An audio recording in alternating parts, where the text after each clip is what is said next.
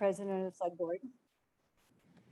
So with the gavel that I just did, I'll do again because we're now recorded, which you know I will call to order the 2023 workshop of the Central Valley Flood Protection Board.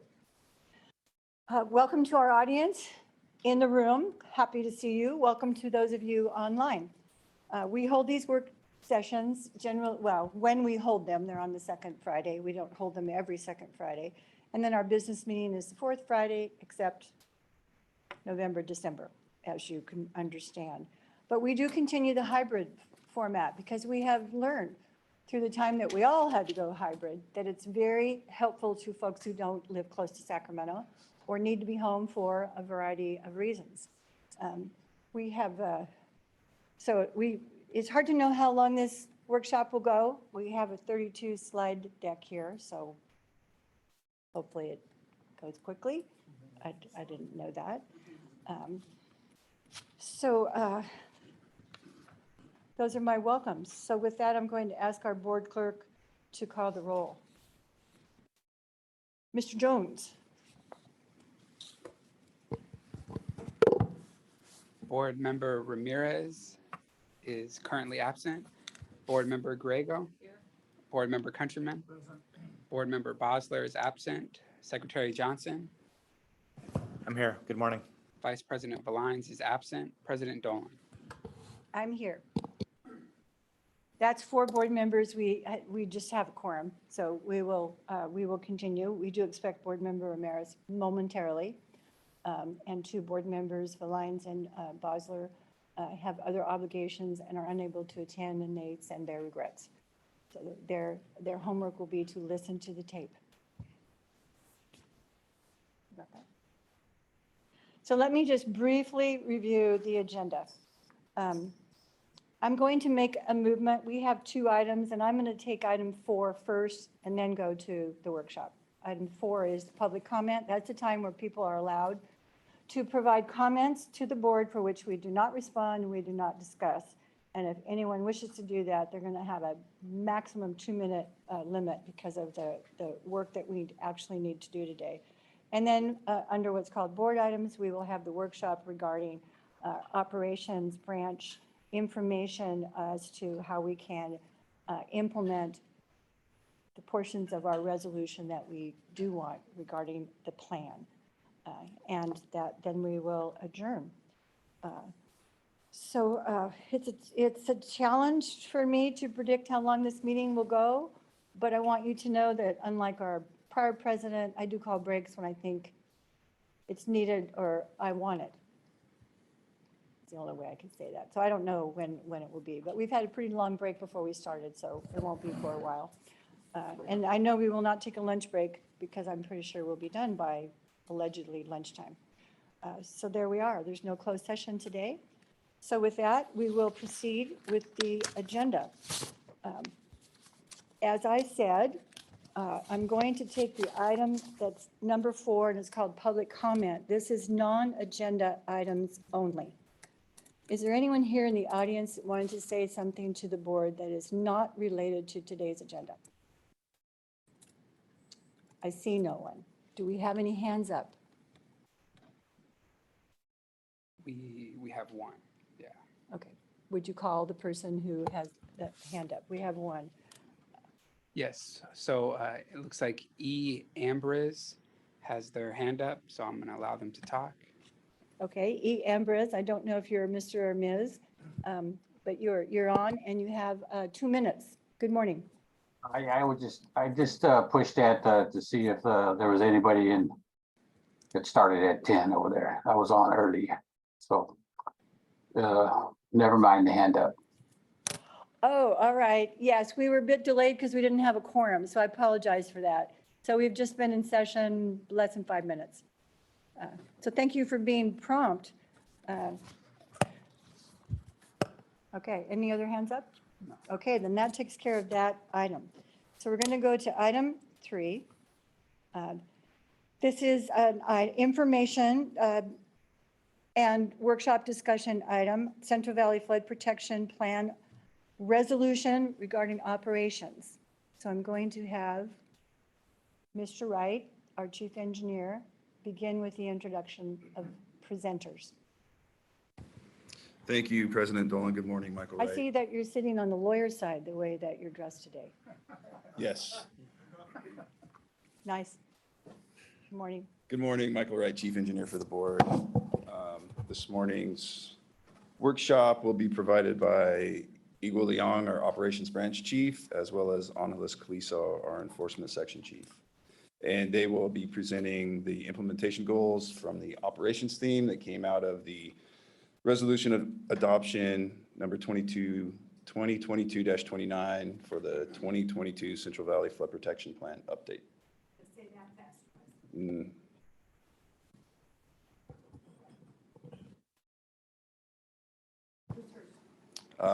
Mr. Leong will begin the presentation.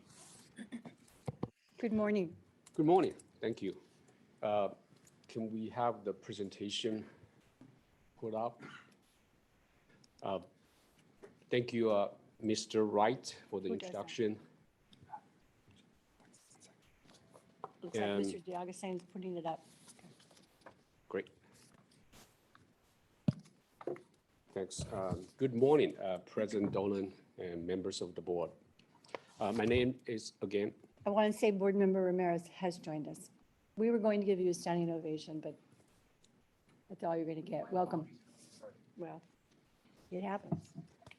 Please proceed. thank you. Again, my name is Igor Liang. I'm the Chief of the Operations Branch with the board. As Mr. Wright just talked about, 2 months ago, the board had a workshop regarding the resolution of adoption 2022-29 for the 2022 Central Valley Flood Protection Plan update. In that workshop, board staff presented 5 things by grouping the board's goals detailed in the resolution. Yeah, it's fine. And also set up a schedule for future board workshops to discuss these things. So today, I'm glad to kick off the series of board workshops, focusing on the theme of operations. And Ms. Angela Caliso, who's sitting next to me, the board chief of enforcement section, will be the co-presenter of this topic.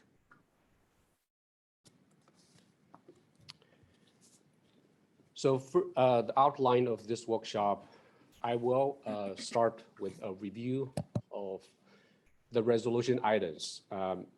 And those items, for the items that are relevant to the board's operational programs. Then I will summarize these relevant goals to confirm staff's understanding of the board's resolution. So that will help us to have a focus to develop strategies to implement these goals. So at that point, I will hand over the presentation to Ms. Angela Caliso to provide an update of this on the status of our programs, to discuss challenges and share staff's recommendations on implementation strategy. So the purpose is to seek input from the board and from the participants. I see this as an interactive meeting, and I'm glad to see there's some representatives from local maintenance agency. They are joining us in person, or there's some online. So we welcome your input as well when a topic of interest comes up. Also, I wanted to mention that this workshop, we're going to be focused on strategic implementation strategy, rather implementation plan, which will be a more detailed step-by-step guide for how to achieve the goals. So the implementation plan will be developed in the near future.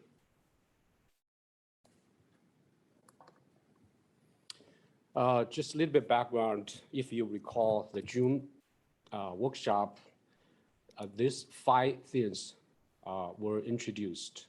I'm putting here the top operations along with other things.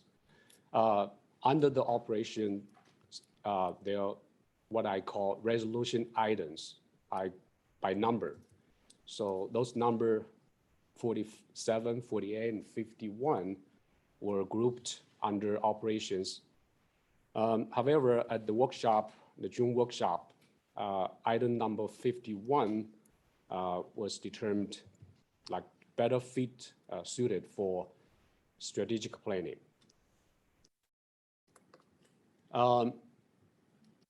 Upon close review of the resolution items, we identified more items that are grouped with other things but are also relevant to operational programs. So those items are also shown in this slide. Again, the 51, we're going to move to strategic planning and will be discussed in detail in the future.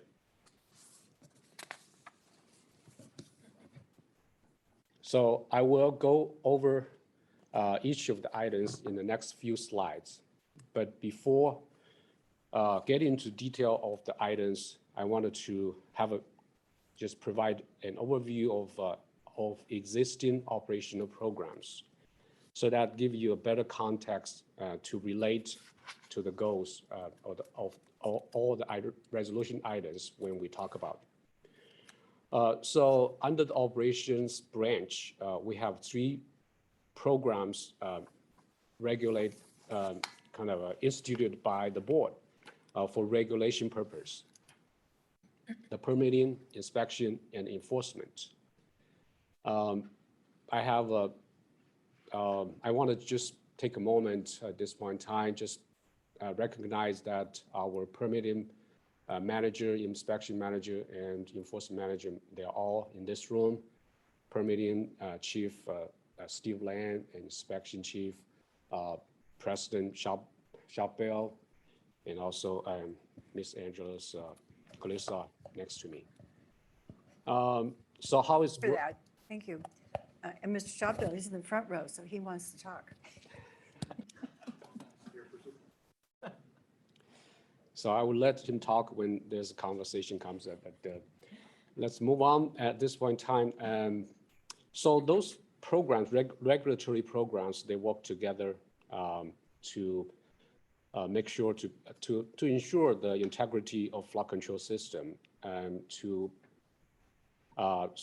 make sure the potentially detrimental encroachments will not impact the integrity of the flood control system. So in the ideal situation, any encroachment will come to us with the permitting application. So then will be processed by our permitting group and then inspected by our inspection team. So if there's a violation, for example, non-compliant or unauthorized encroachments identified, then our enforcement may take action to address the violations. So as a result of enforcement action, there's a possibility the owner of the encroachment will need to submit a permit application, so that will go back to the permit and inspection. That's how the 3 regulatory programs work together. You also notice that there's another program we have been calling Local Maintenance Agency Support Program, which is currently managed by enforcement section. So that program includes components of supporting PL 8499 eligibility effort, work with local maintenance agency to develop local what we call letter of intent, and also system-wide improvement framework documents, and also coordinating storm damage repairs. So with that understanding of the programs, now I'm going to get into detail of the resolution items. Start with number 47. So this is the core of all resolution items that are relevant to our operational programs. It's kind of a wordy if you read all, but it's well written in terms of its structure. It has why, what, and how. So I'm going to break down each of that. First, the why part. It started by referring to Board's Resolution 2018-06, which was adopted by the Board in 2018 to reaffirm the Board's position in providing assurance to the U.S. Army Corps of Engineers for proper operation, maintenance, repair, replacement, and rehabilitation of the state plane of flood control. This affirmation of the Board's responsibility leads to the goal of this resolution item, which is to obtain and maintain eligibility in U.S. Army Corps' PL 8499 rehabilitation program. The middle part is the what part, which first acknowledges the DWR's flood maintenance assistance program and its value in meeting the goal of PL 8499 eligibility. And it further elaborates that this resolution item is really focused on another important component through the Board's responsibility or authority, which is to address non-compliant encroachment through Board's authority. I see both DWR program and Board's effort in addressing the encroachment issues complement each other to meet or to achieve the goal of the 47, item 47. So lastly, the how part, in terms of how to achieve the goal. It is pretty broad.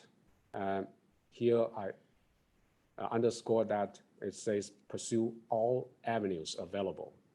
And also it listed a few things, including additional resources, increased enforcement capacity, wider use of Board Delegation Enforcement Authority program.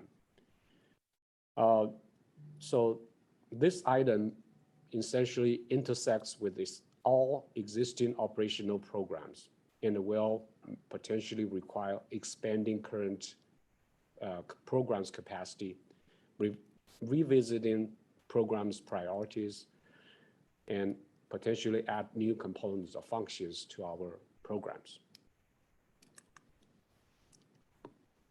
The next is resolution item number 48. So this item is aimed for the same goal as in 47 in terms of eligibility in PL 8499. But it is focused on another aspect, which is to coordinate with local maintenance agency to correct operation and maintenance deficiencies. Normally, correcting O&M deficiencies is the local maintenance agency's responsibility. But the Board's programs, particularly the permitting enforcement programs, can sometimes help local maintenance agency in certain situations to help correct those deficiencies. So that's the tie. Resolution number 36 is grouped with both implementation and funding themes, but it is also relevant to the operations theme because it will require streamlining encroachment permitting process accordingly to better advance other states' priorities, such as restoration, multi-benefit, and climate change, climate resilient projects. So our permitting program, inspection program will be supporting the implementation of this item. 46 currently is grouped under implementation. And we found that it is also relevant to permitting and inspection programs, similar to item 36 mentioned about, but it's for operation OMRRR, operation maintenance, repair, replacement, and rehabilitation. and also ecosystem restoration purpose. So again, we have supporting role for this item. Resolution number 49 currently is grouped with funding theme. It is about resolving unacceptable encroachments in order to meet different kind of level of flood protection. The examples listed here including, for example, urban level flood protection or FEMA 100-year level of flood protection. I see that this item can intersect with both enforcement and permitting programs, perhaps also with inspection and local maintaining agency support programs. Currently, we don't have adequate resource and have not treated this as a higher priority because of a limited resource we have.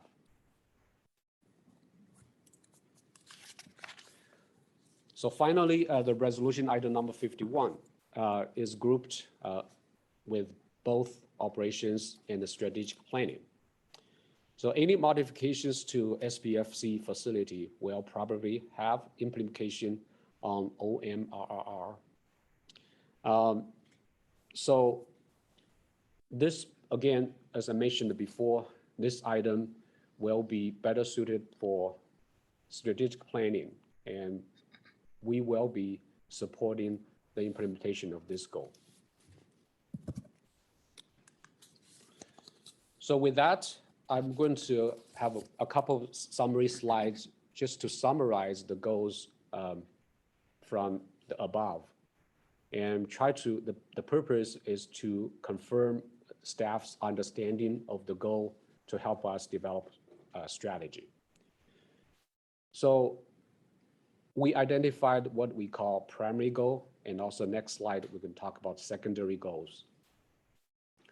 So we understand that the primary goal is the goal that operations branch will take the lead.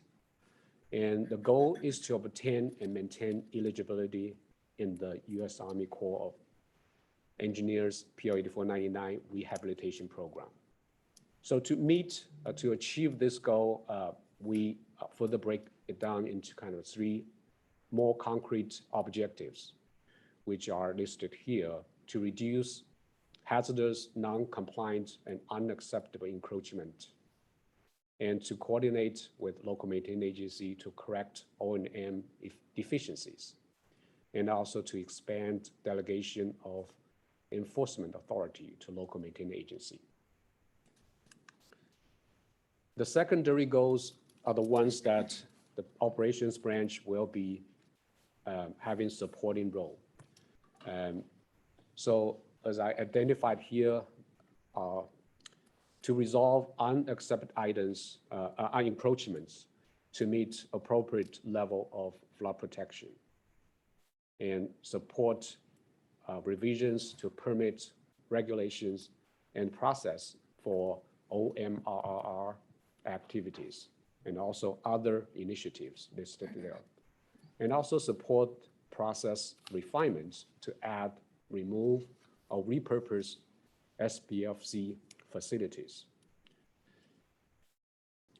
So at this point, I'm not sure if there's any question on that, what I talked before. We can have a discussion, and then I'm going to hand over to Ms. Angela's Calisto. Thank you. The board's aware that there's more slides to come of further details, but at this point with this overview, do board members have any questions, input, comments? None? None?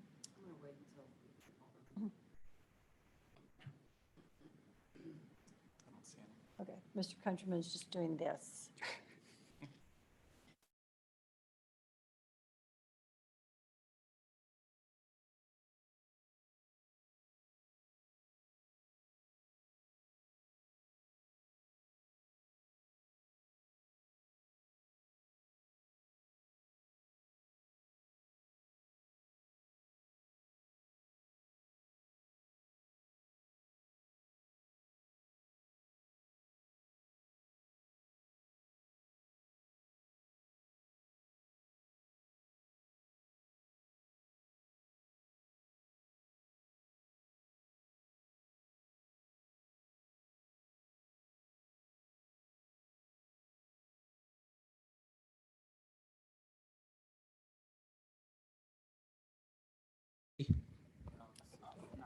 dropped, maybe because this was on.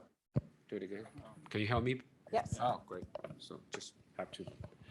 Yeah, thank you, Board Member Countryman, for the comments. Yeah, I agree with you. I should be all, any of those. I think our focus is for the items that flagged as unacceptable to Army Corps inspection. Good. Well, the next time you do a PowerPoint, we'll be done. Good point. a resolution. It's entirely possible that the grammatical error was in the resolution. Yeah. Not a big deal. I think we understand. Yeah. that. I think it's just more Yeah. prepositional ask.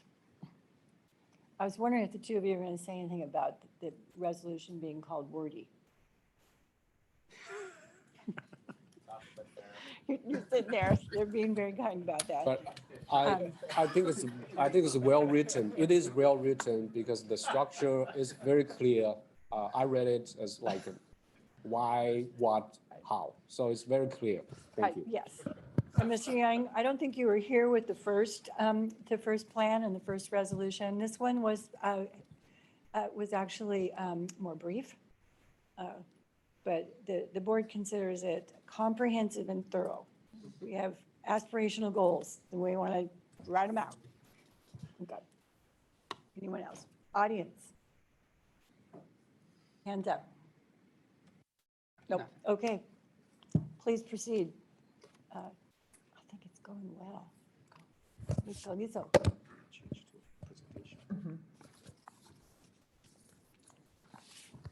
I could get the presentation link. Yeah. It's to be advanced to.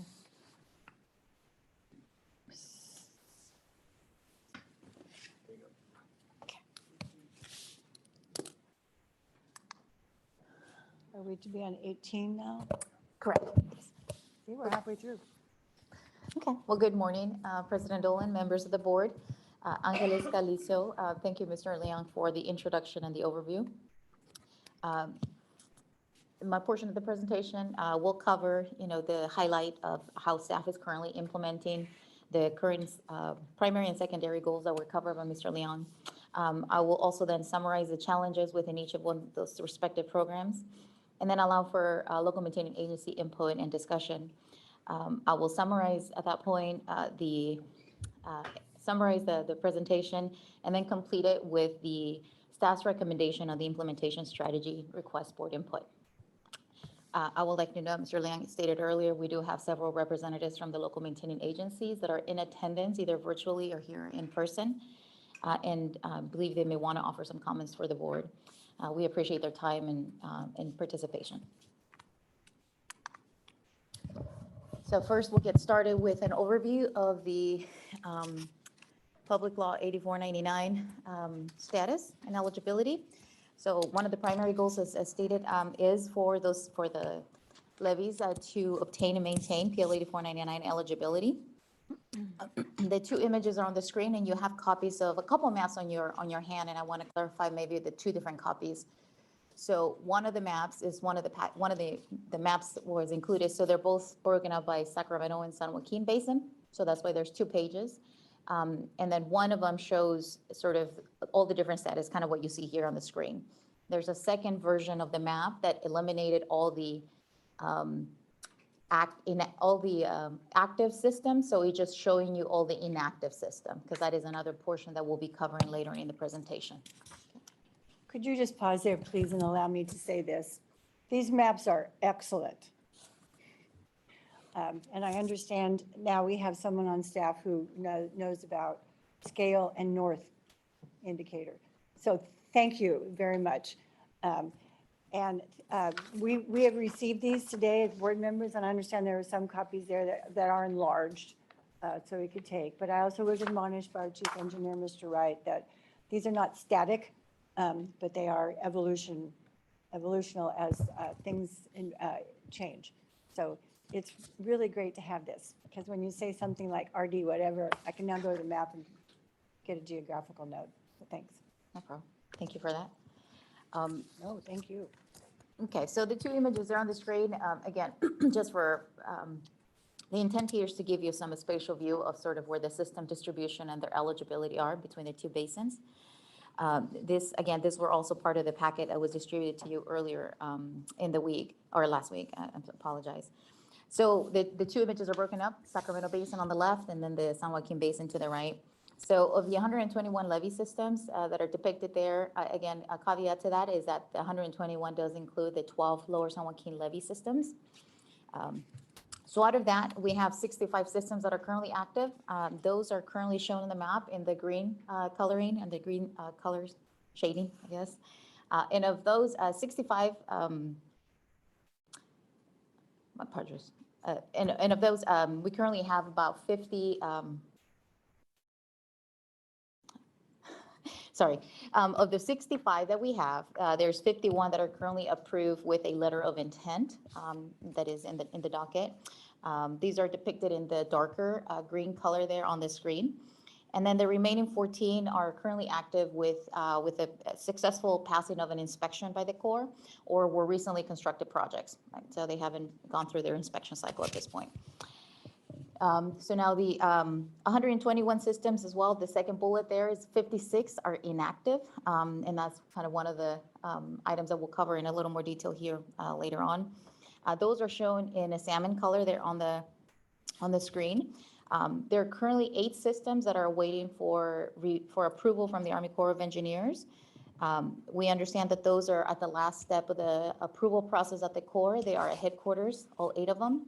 So we are excited to share those news and look forward to receiving that final notification and approval letter in the coming days and weeks. Hopefully days, not weeks. Mr. Countryman, microphone.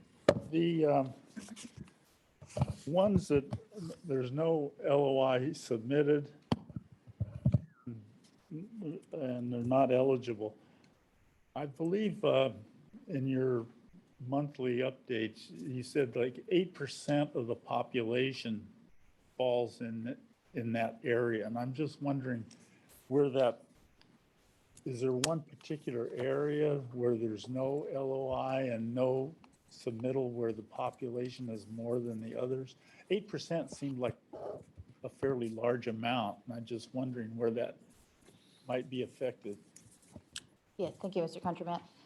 So I am going to cover the inactive systems in a little more detail. So hopefully that'll clarify the situation for, explain that, you maybe answer your question. But I'm happy to address it at that point. Yeah, okay. Okay, so here we go. Actually, it was the next slide, inactive systems.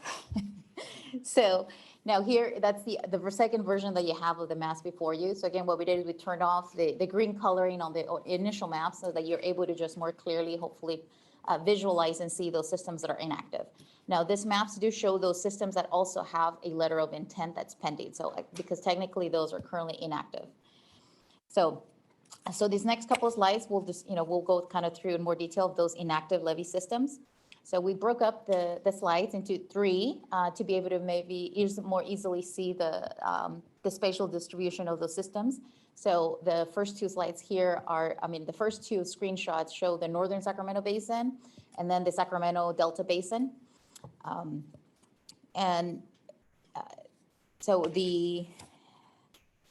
So you can kind of see from the second image there, you kind of see most of the coloring, most of the inactive systems that are sort of in the Delta Sacramento region there.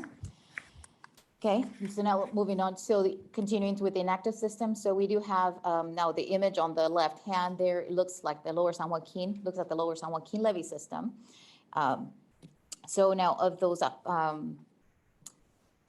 so there are 56 inactive systems, but if we remove the 12 San Joaquin, lower San Joaquin levee districts, that leaves us with a list of 36 levee systems that are accounted for.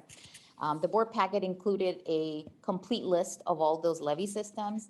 The table here on the right kind of summarizes those levee systems by LMA, by the local maintaining agency, and they are grouped by basin. So hopefully that's a little bit easier for you to see. So now these, of the list that is shown here, there is one system within this inactive list that had recently submitted a letter of intent. That's Reclamation District 2062-2107. The letter of intent was submitted to staff in the last couple weeks. Staff is in the process of reviewing that letter of intent, and we'll be scheduling it for a public board meeting for formal transmission to the Army Corps of Engineers. Now, staff is aware that there may be other levee systems that are currently drafting and preparing a letter of intent. However, at this time, those submissions have not been, those documents have not been submitted to staff for review. Staff will continue to advocate for local maintaining agencies to pursue Public Law 8499. However, we recognize that in some of the rural areas, the development and the implementation of the letter of intent may not be suitable, as the systems may not be able to benefit from the federal funding due to the inability to meet the benefit cost ratio that's required under the rehab program. And before I go there, maybe I go back to the previous slide from Mr. Countryman, board member Countryman there, who's asked about the distribution. So on the map, one of the maps that you have. Yeah, so there on the screen, you sort of see the major cities that were identified in the maps, but you also see this sort of cross-hatching that is in the map, and that shows some of the disadvantaged communities that are within those areas. And so hopefully that helps. Most of these areas are, rural areas, mostly ag, but there are a few communities that are considered to be disadvantaged. And so those are identified with a little crosshatch on the screen. May I ask how that identification as a disadvantaged community occurs? Just because my city is there and I'm just wondering. Whew. So I'll defer to Mr. Leon here. this is equal, Leon. Yeah, so the data, the disadvantaged community data is coming from, we got from the CVFPB program. So we coordinated with them and they show that. So I got the kind of received the shape file, so we use that. Okay, just as I review that for that, I don't want to take out time for just where I live, but for the others, it would appear that if there's a significant number of neighborhoods within a city that would meet that, then it would be the city's responsibility. I can see that now. You have Paradise, which is gone. Okay, thank you. Does our LMA assistance program, would that be aimed at assisting rural areas with identifying how they can make improvements? That's correct. That's one of the things we're going to touch on. So currently the new section or the new staffing that was received, the new BCP, the budget change proposal that funded 3 positions is intended to work within those communities that are identified there.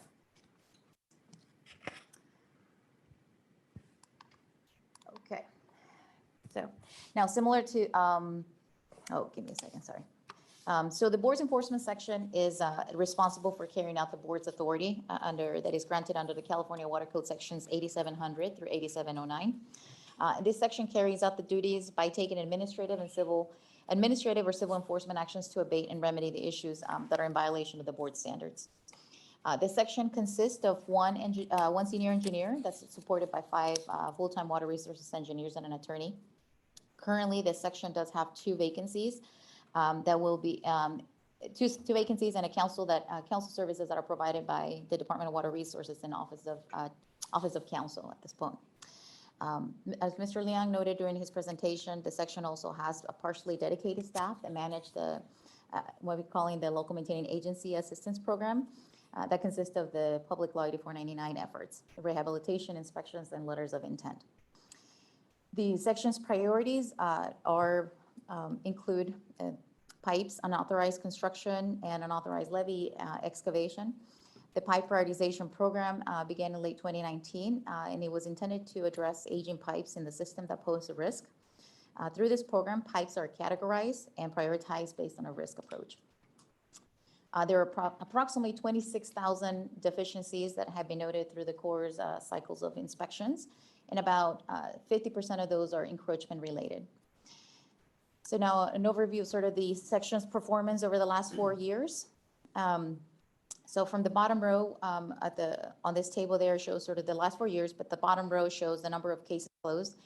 And I want to make note that we typically track the issues based on enforcement cases. But oftentimes an enforcement case can involve multiple issues or multiple encroachments. We recently made some improvements to our database and allow now for the reporting to also populate the number of encroachments that may be related to an enforcement case. So the bottom row now shows, for example, for 2023, as of maybe yesterday, the section has managed to close 10 enforcement cases, resulting in 14 encroachments that have been successfully identified. Now, high priority pipes are an element of these cases, and in most situations that during the review, this review kind of expands to other non-compliant encroachments in the area that also require action. So the high priority pipes that are also part of those enforcement cases are highlighted in the parentheses on the bottom row of the table.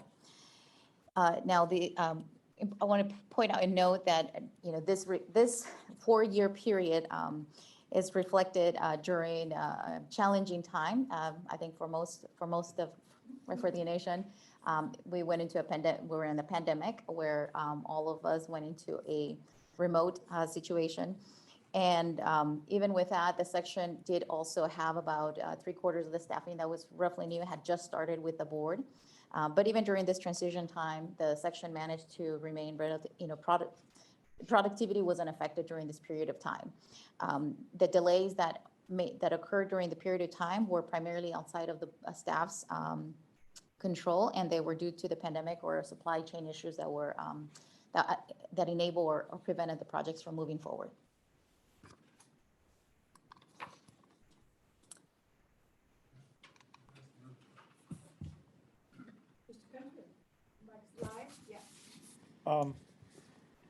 Maybe I'm not understanding this chart, but according to the chart, it says half of 13,000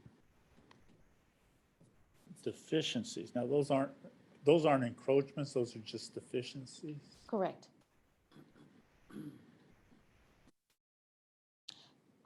So, because I'm looking at the number of permits and closures, 10 and 14, and I'm thinking in my mind, 13,000. We never get there, right? But I don't know, maybe I'm not understanding it. It's an uphill battle. It's an uphill battle.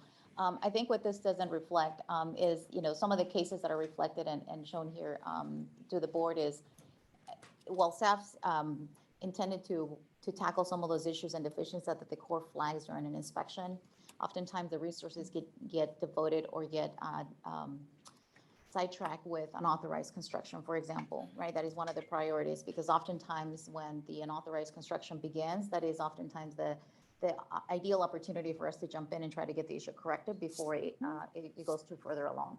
So as much as I would like to devote much of the staff and resources to that, oftentimes we are battling with inquiries that come in last minute with a need to immediately respond and be on site and take action.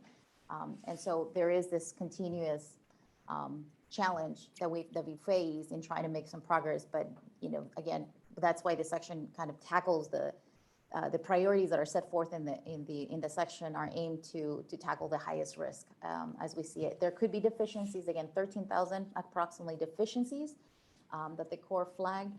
Those could be fairly minor. Those might just be a lack of an inspection record. It could be a flap gate that may be missing, right? So those are considered deficiencies. Not necessarily some physical encroachment. Correct. Yes. And so what the section looks at is the entire, a comprehensive view of the encroachment, right? So when we look, for example, at a pipe crossing, we look not only at the condition and the integrity of the entire facility, but all the other components that would be required to be addressed to be able to make it compliant and bring it to Title 23. And so that could include the actual repairs that may be necessary for that facility, but it could also include a permitting action that would also have to happen. A name change, a new issuance of a new permit, and those oftentimes are part of the work, and that's why that does cause some of the delay in formally closing some of those enforcement actions. So it's not totally hopeless. I mean, I'm looking at I like to think it's not. 13,000 and we're doing 20 a year. It's like, this is impossible. But you're saying that it's not really 13,000 physical things encroachments, right? that are out there. So the high priority ones are what we're looking at. Yes. I certainly don't want to diminish the importance of the work that we need to do to fulfill these, but that does seem a little bit overstated. But I'm thinking that when we see the, you say reviews, they will list 7 within a levy system. And we don't address just one and reduce it, we address the system. So it might be needing a permit, might be animal, might be erosion and all that. So to deal with the deficiencies, it would be all of those actions within that system. So this number gets, and I'm glad you said some of those things, because it's like, wow. I mean, we'd kind of like counting the repairs I need to do on my house. I have probably 10,000, but I'm only need to do 6.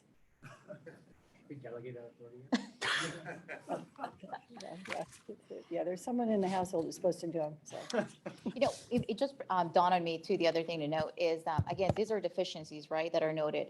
Oftentimes, by the time the Corps inspects the levee system, some of those issues no longer exist. So for example, there could be debris and things that are left there that when the Corps does an inspection, it's noted and it's flagged in the report. And then at some point, the landowner actually goes through and does a removal, or the local maintaining agency does that. So I think what we don't have right now, and what we are planning at some point to develop, is a database to be able to track those different records, right? What's coming in, what's being managed through the board, through their different programs, what is also right now, what the Corps holds in their data, right, through their inspections, and then what the LMAs are tracking, right, through their various efforts. So right now, I think what we have pieces, what we have portions of it, we don't have an integrated system that allows for accurate reporting and progress of those issues. So you're kind of seeing a small piece of that. Hopefully that gives you a little bit more piece. Okay. Right, it's dramatic, but it's serious, and we're making progress. Board Member Ramirez? Thank you. I just had a flashback that I wanted to share. I was thinking about 10, 12 years ago when the Corps started to do the inspections, and people said, how many deficiencies are there? And we said, we don't know. We have no idea. And now we do, right? So to find the scope of the problem is a place to start. It's a bit of a challenge. Looks like an uphill battle all the way, right? So it's better to know, and now we can just chip away at it. And there's more than one way to chip away at it, right? I think Angeles just gave a good example of the fact that these are not all the same. I also just wanted to point out, especially on the San Joaquin side with the maps, like some of the visuals are striking, right? We have bar charts in the reports that we get monthly from staff about the PLE 499 program, right? Population and number of miles, and yeah. And that's another way that I think it also looks like an uphill battle. There's a lot of, problems on those bar charts. But in some cases also, I just wanted to confirm what I think is true on the San Joaquin side, at least. Some of the RDs aren't trying necessarily to address deficiencies because they don't think it's worth it. And we're trying to, right now, keep them on the radar because they're, there's a non-federal component to our responsibility, but we might need another tool to address some of those deficiencies, because if we decide collectively that those systems aren't providing the protection that maybe was anticipated and is not worth that level of investment, there might be a different way to oversee that part of the system to make sure that nothing gets built that might present a risk, right? So there's another piece of this pie here that we haven't really talked about, but it's probably included in that number of deficiencies. So just one example, there are probably others as well, but the numbers are striking, I think, but in some ways that's really useful. So I'm glad that you think that it's a battle, but it's not, it's still worth, exactly, I was gonna say, it's worth fighting. Because you are focused on the things that are the most important. And there's various ways that you guys know that. So I think it's not just like we're gonna throw our hands up, right? Like you guys are chipping away at the things that need to be addressed, or there's somebody on the ground who wants to do it and it needs to be done because there's lives and property behind that levee that need to be protected. And those are the places to start. So, but the discussion's great. Like I like the back and forth. I didn't want to suggest anything different. I just wanted to provide some additional context. I mean, that's why I brought up the thing about the 8% of the population. Seems to me if we have levy systems out there that no one's pursuing an LOI for, and it includes 8% of the population, it seems like we should put some focus on it, because I know several of these, like LD3 that's on here, there's nobody there. I've been there. It's just open land. So if the levy fails, it goes into the bypass. But if there's some place where there's, you know, significant population and nobody's putting in an LOI, maybe we should put some focus on there. Yeah, I would definitely second that. I'm just looking at the map. I don't see much in the way of identified cities in here, but there must be population clusters or it wouldn't be as much as 8%. And, you know, if we're thinking about how we think about our priorities and where we work, and that's where I would go, right, is the places where those 8% are. I mean, it might be, Yeah, you know, extended Tracy, so, you know, suburban Tracy or something, you know, it's hard to tell, you know, but that makes sense to me. And also to Board Member Ramirez's comment, if the people who know the system best have decided that certain investments aren't in their interest, we ought to work with them on that too and figure out what is the right approach to maintaining, you know, the right combination, so. Through the chair. That was Board Member Johnson. I'm sure there is much more analysis to this that could go into pages and pages of the count. Board Member Grego. Thank you. Good discussion, and you know, it's all relevant to what we've talked about in the past, and I just want to state on the record that in your staff report, you have some pictures here of 784. You know, that's my backyard. They've made a huge investment in making sure that their levees were in good repair and good condition, and done some really innovative things out there through Three Rivers. And so I'm trying to identify where these pictures are. It's a little hard. But I think the theme here is that those are utility poles and they're private companies. And that's really, for me, the main focus is how do we hold private utilities or even public utilities responsible? Because if they're the reasons why you're not able to achieve this, you know, PL 84-99, then there should be some hammer or sticks, I guess you call it, you know, to Or be able. exposure. Yeah, to, you know, priority, public safety is everybody's priority, whether you're public or private. And so whether that's a legislative fix or whether we just find some tool that we didn't know we had in order to give them a timeline to comply.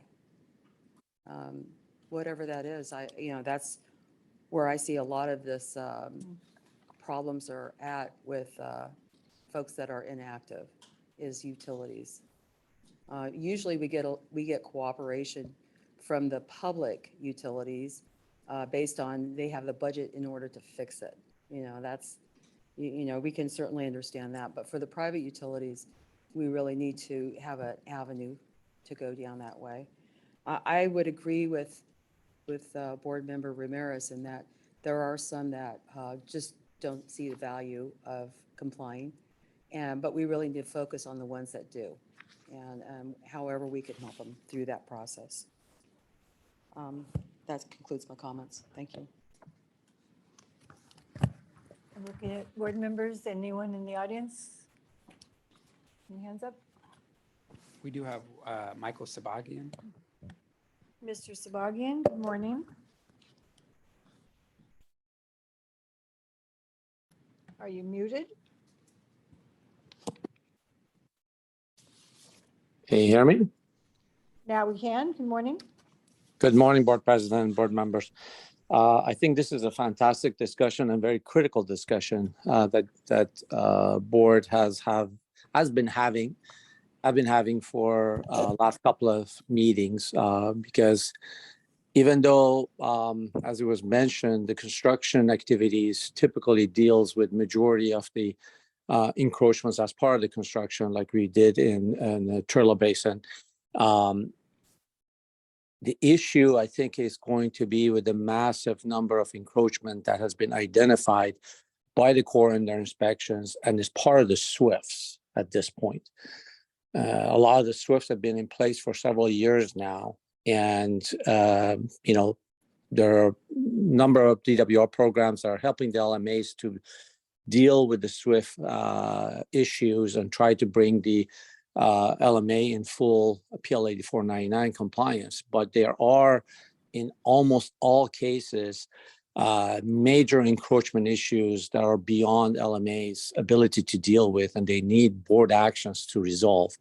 And I think as those are brought up by LMAs, they need to be prioritized and move forward at some point, and resources assigned to it, because at one point or another in the future, Corps is going to come in and set a hard deadline on meeting that SWIFT. Right now, there is not one, but eventually there will be. The SWIFT was intended to give us time to deal with these issues, several years. And we've already been through at least 2-3 years in many cases. So that is critical for that to attention be given to that, because at one point or another, they're going to drop the hammer and give us a very short time frame to meet that or fail at that point. And that would not be pretty at that stage. Thank you. Well noted. Thank you. Any other hands up? Oh, I'll go to the room. Mr. Reagan, nice to see you. We got a movable mic, so you can actually stay seated. Mr. Wright will bring it to you. Or you can stand. I'm fine if I sit. If that's Your okay. choice. You're on. So President Dolan, is there a particular time you want us to weigh in, or you want us to wait till the end, or how would you prefer us to do this? You have the microphone and Okay. you're talking. So I just want to follow up on some general discussion. First of all, really appreciate you having these workshops.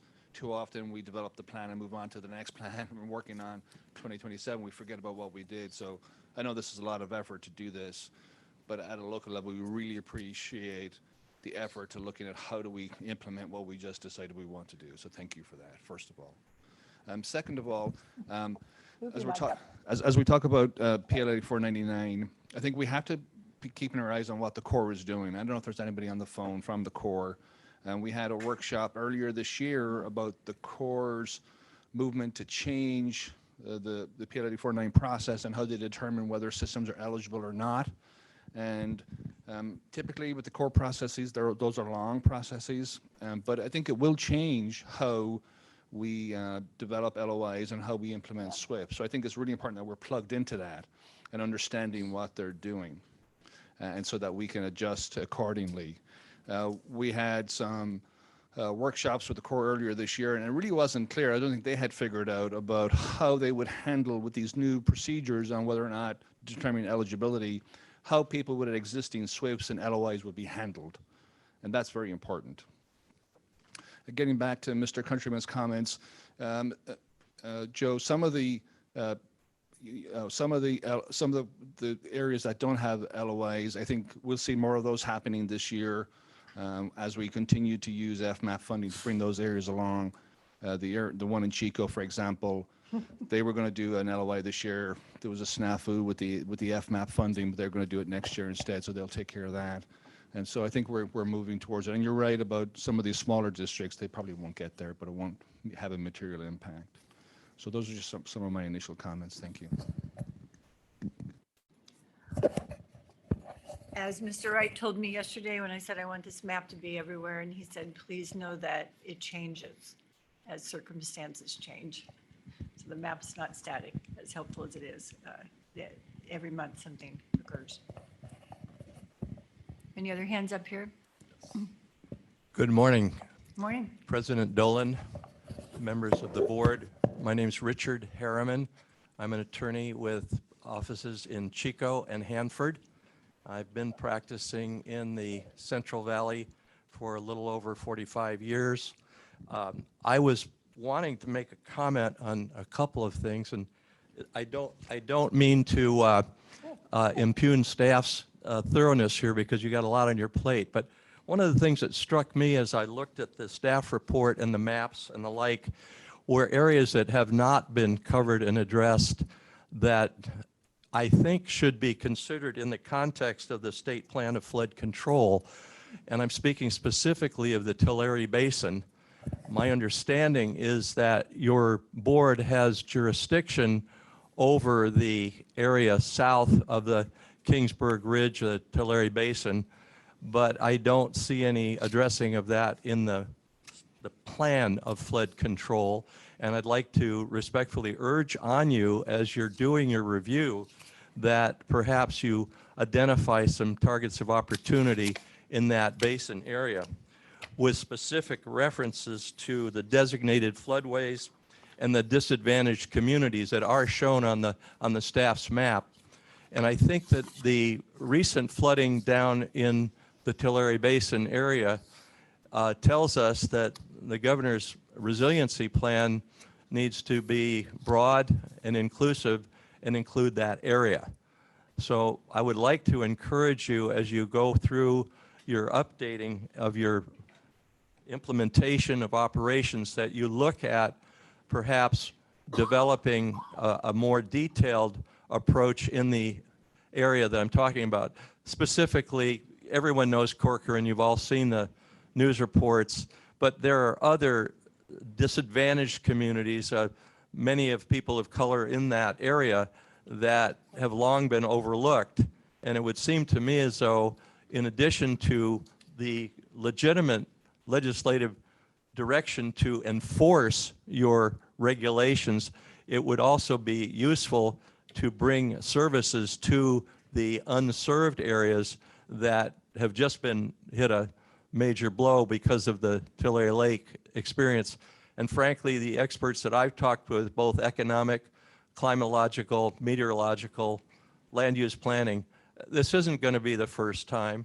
It's going to be another time, and it won't be the last time. So I would like to encourage you to include that in your staff's review. If not this year, then perhaps set it as an agenda item to have a further workshop or hearing on. And thank you for the opportunity to comment, Board President Dolan. Thank you for your comments. Well received, well noted. Big job. We are aware. Any others? Got any hands up? Mark List online. Mark List. Good morning, Mr. List. Good morning. Can you hear me okay? Yes. Okay. So if you could someone flip back to the map that showed LOI, non-LOI or SWIFT areas? I think it was 2 slides back or 1 slide back. I guess I have a suggestion, and depicting areas by just LMA might not be the right approach. You may want to identify based on the core basin, system basins. As an example, Mr. Countryman, Board Member Countryman brought up, and I'm sorry, this is Mark List, Department of Water Resources. If I need to provide that background, didn't do that to start.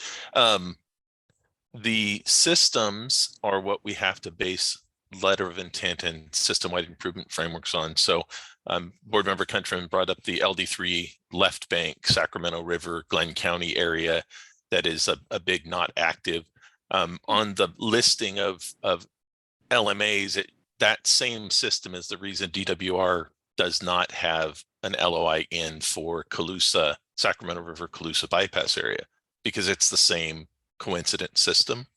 So it might be useful to have another series of maps that depict the need for LOI SWIFT based on the system, core system, and the LMAs underneath it, or maintaining agencies underneath it, that would need to come together and agree before a system LOI put in.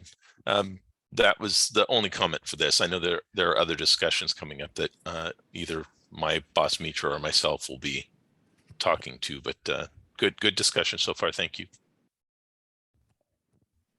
And thank you for that comment. It's not too far off our radar.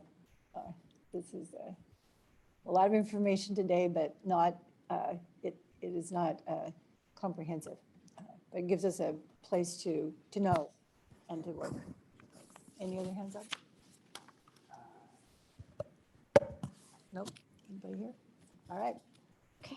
Thank you. Calista, you're still. Continuing on, yes. Okay, slide 23 of a few more, so still got a, docket over there, but great discussion.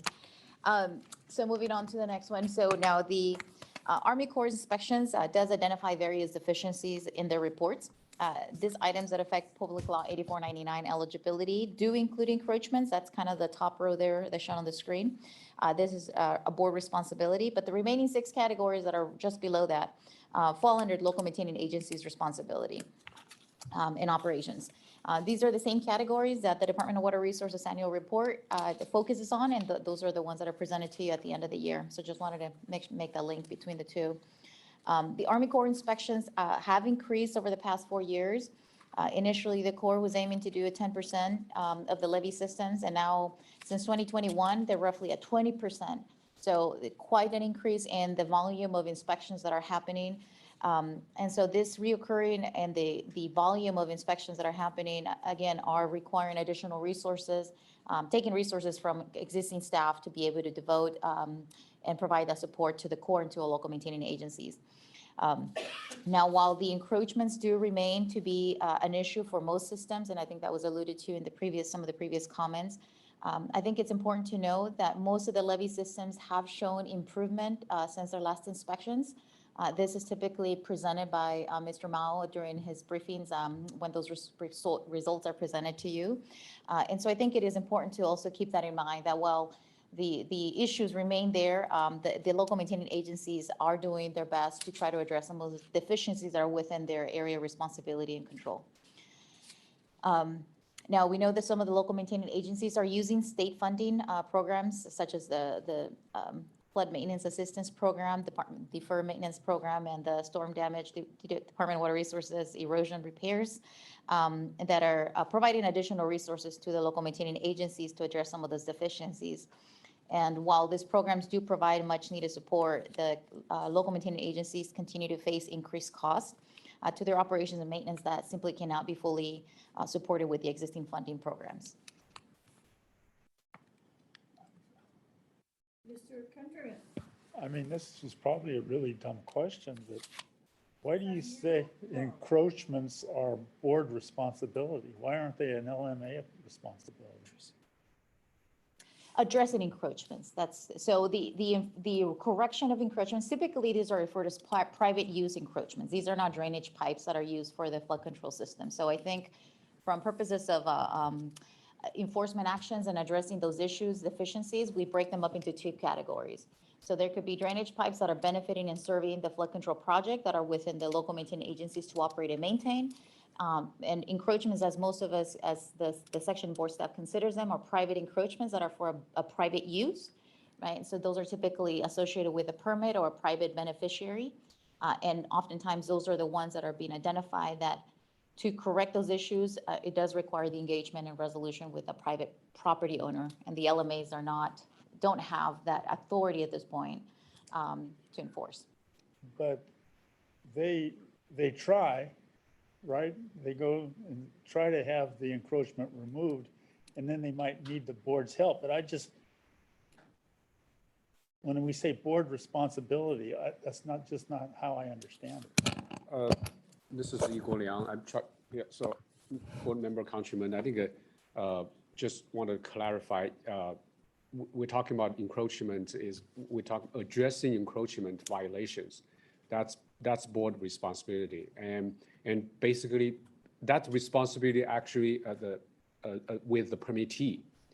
But oftentimes the permittee, if they don't maintain according to the conditions, then we, the board, will take enforcement action to help address the violations. That's what we're talking about. If I could add on to that, I mean, so the way we understand is, so the local, you're right, board member Countryman, is the local maintenance agencies can engage landowners and notify them of deficiencies. And I think a lot of them are doing that through no formal enforcement process, just engagement because they know the property owners. But again, the local maintaining agencies have to make a determination if they devote those resources in tackling those issues, or where does that fall within their priorities of other responsibilities? And I think that's why oftentimes the encroachments themselves and the deficiencies that are there often get referred to board for support because the resources are not available with the local districts. So they would come to us for an enforcement action. Mhm. But it just, Well, this is a PowerPoint slide that if it had more wording on it, would be so busy we couldn't read it. So that encroachments is a first word of a multi-part sentence of the board's responsibility and who we work with and what we do. we can help. We permit, we revise, we revoke, we go after them, we encourage, we help. Yes, a lot of words there. But no, the installation of them and the management of it isn't us, but we have to make sure that it's correct. We're the big dog. Okay, so We just need more food. This is pretty amazing, but it fuels me to do more advocacy for the resources that we need for the important job of keeping the flood system compliant and protecting people. Mr. Nudek? Don't wave at me, wave at Mr. Wright. He's got the mic. Thank you. Chris Good Nudek morning. with Kelson, Cynic, and Nudek. Here on behalf of Reclamation Districts, LMAs. Joe, it's never been a question of the LMAs that the responsibility lies with the Rec Board and the Central Valley Flood Protection Board. We endorse those private diversions, but it's not been our role to enforce the permit conditions. In fact, we try and get conditions placed upon those with our endorsements, and the board doesn't even include those anymore. So we independently are trying to work towards a more stricter environment. But bottom line is, the feds built it. Central Valley Flood Protection Board, State Rec Board is the local sponsor, and then we're operating and maintaining. We collectively are working together on this, and we understand that. And we are the ones that the Corps is coming to because we're the visible LMA that stands there and is responsible for seeing this get done. So I don't know if we're slicing it too thin to say whose responsibility is it. We need your help. There's no question. And the LMAs aren't going away. But if they do go away, it's you. It is you. So effectively, this statement being made, we consistently believe that, and we need your help on certain elements. But we're also out there taking measures on every single opportunity that we have. So legally, we probably could get into, mixing words on that element, but I'm not the lawyer here. So thank you. And thankfully, it's not a litigation session. It's not a litigation session, correct? And I don't think we need to litigate this. We're doing fine. We're working through these things relatively well. That's our goal. That's our goal.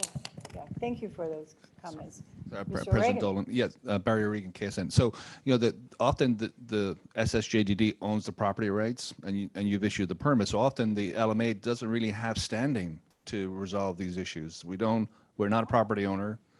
We haven't issued a permit, so it has to be the board who steps in potentially as the property rights owner and also as the permitter. Okay, noted. Yeah, there's a lot of complexity and a lot of need for a system that was neglected for decades. Can I make a comment? Well, raise your hand and, Yeah. Mr. Young. Yeah, equally. I just want to respond to Chris Nudek's comments about. We do work with local maintaining agency, which we treasure that work relationship, and we make all the effort to make sure the endorsement conditions are incorporated into our condition. So if there's any chance, if there's any cases in the past, that there's a condition may not be explicitly included in, so we'll work with you. We're committed to work with you. So that's I wanted to make that statement because you mentioned about it, we're not, I think that's at least our intent. So we can work kind of future cases, make sure we. Thank you. Yeah, I have our permitting chief here, so we'll talk offline, just. Okay, sure. Thank you.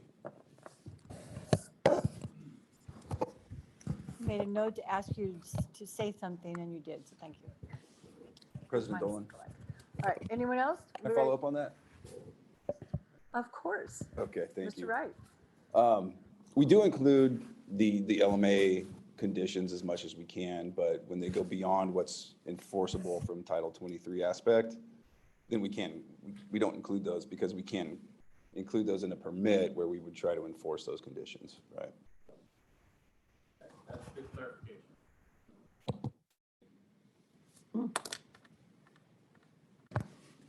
Within the totality of Title 23? Okay. Or our part. Any other hands? Any other hands? And I will allow you to read. Great. Okay, Angeles Calizo here. Okay, continuing on. So some of the examples that, again, continuing with the primary goal that was laid out at the beginning of the presentation by Mr. Leon. So these are some of the examples where the board section, where the enforcement section has taken and has provided support to local maintaining agencies in addressing the primary goal. Board Member Griego is very familiar with this particular one. So this is Reclamation District 784, that was inspected by the Army Corps of Engineers in 2019. And when their final report was released and finalized in 2020, it found various deficiencies that because they had not been addressed since their last inspection report, they ended up deeming the system inactive and losing PL 8499 eligibility. Now, the majority of those deficiencies that caused the system from losing eligibility were related to, as you were accurately stated earlier, was power poles and utilities, a lack of inspection records and the like. Not by any means significant, the highest risk issues that typically your enforcement section prioritizes. But in those situations, the enforcement staff did initiate enforcement action against those utility companies, recognizing the risk and the impact that they had to the system. So I'm happy to report that at least 2 of those cases have been resolved regarding those utility companies. Those photos on the screen kind of show the 2 locations, or at least 2 examples of those issues. The photo on the bottom kind of shows there was a clearance issue, so the vertical clearance that was not being met, that was easily and quickly addressed. And then on the top right-hand corner of there's a power pole that's at the toe of the levee. So we are working right now, that's one of the cases that we are actively engaged with the utility companies in resolving those. And I'm happy to say that they're very responsive to staff's request, and Reclamation District has also been extremely supportive of this efforts and the communication. So I'm hopeful that these issues are going to be resolved here in the next, hopefully before the end of the year. But I do remain hopeful that these issues will be addressed and will no longer remain an issue for the district to address in the future. Thank you very much for Mary Jane Griego, board member. Thank you for that explanation, because I know when the LMAs or 784 tries to address these issues, it's never taken as seriously as when a state agency comes out of utility district. And so I'm glad to hear the type of cooperation that we're having with private companies.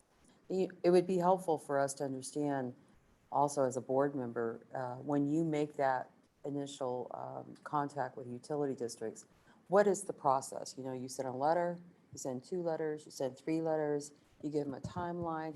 How long is that timeline? For me to understand, you know, how we work with our private utilities is really important when we look at these type of issues that come up before the board, and they have consistently. You know, every month I'm hearing utility issues, pole issues, electricity, whatever. Yeah. And so it'd be nice to understand the process and how long that takes, because if it's just, you know, a half a year, that's great. But if it continues on 5 years, that's not so great. So it would be helpful to understand that process. Thank you. Absolutely. Well, the enforcement section's goals, it remains to address issues timely, and as timely and as efficiently as possible. Typically we began that initial communication at the lowest level right? And again, following the structure that's set up through the enforcement process, which is beginning the communication and engagement and resolving the issues at the lowest level possible. So most of our initial communication begins with with any responsible party, any non-compliant violation that is out there, begins with a notice to comply typically. And that's kind of like our enforcement fix-it ticket that we formulated. But what that does lay out is the way that that NTC is drafted is a little bit softer in language, but it lays out a very clear path of what the issue is and what the corrective action that needs to occur and a timeline, right? So usually depending on the violation and what steps need to occur, we may require the violation to be corrected, typically within 30 to 60 days if feasible. But if there are other components that complicate or have complexity that would need additional time, we often require what we call a compliance plan and schedule. So we essentially kind of put the burden on them and pressure them to provide a schedule and a compliance plan, how they're going to rectify the issue, but also staying within a schedule that is reasonable. And that's kind of like an ongoing dialogue between us and the utility companies. And so the enforcement actions that we have here, so the one of the cases there's 2 cases right now that are active for this system, and that involves 7 power poles.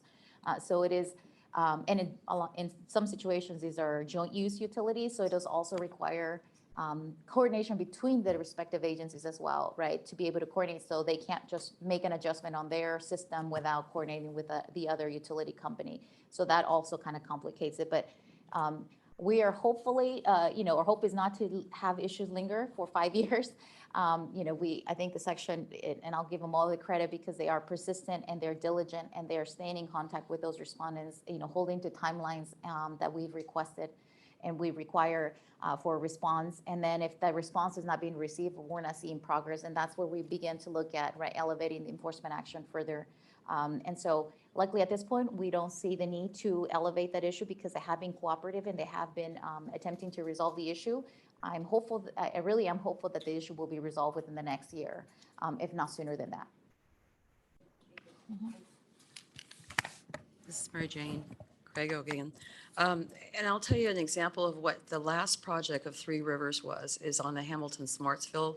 And if you'll notice along the alignment, they moved the alignment around utility poles and power, structures because they didn't want to deal with how long it would take for them to, have them move those utility poles. And so they changed the alignment of the levee in order to accommodate that.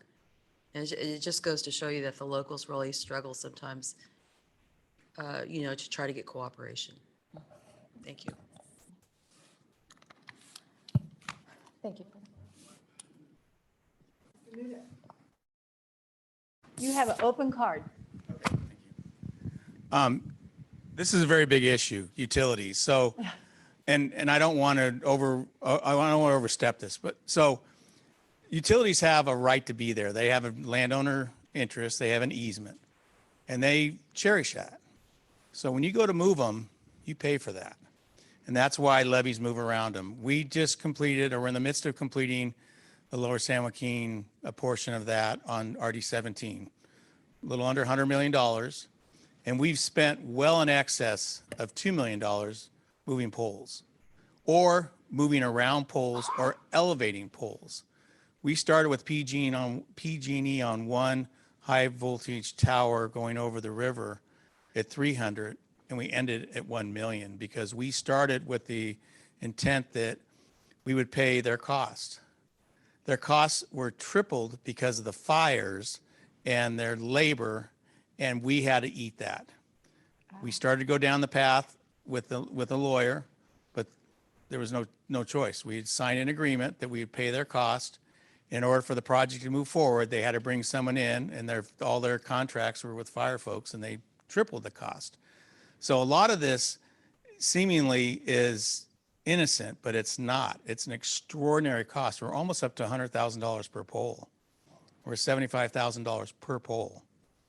That's an extraordinary expense for an LMA. And from a reclamation district or an LMA engineer, it's not a threat. It may be an impact to future expansion, but we don't see that as a threat. So it's not a high priority, yet it still acts as a deficiency that we need to take care of. So If we have the benefit of having a state, EIP or UFA or one of the grants that we get a cost share with, that's when we want to take care of those opportunities to move them at that point. But it's extraordinary with PG&E, and it's taken up to 3 years, as you've indicated, to move these, just because that's not a priority. You'll get in the system, but you won't get through it very quickly. But I'm happy to hear that you're making progress. That's fantastic. If you served it as an encroachment, are they moving it on their own? Because that's the one thing that we're not successful with at our side. We're paying for it. Thank you.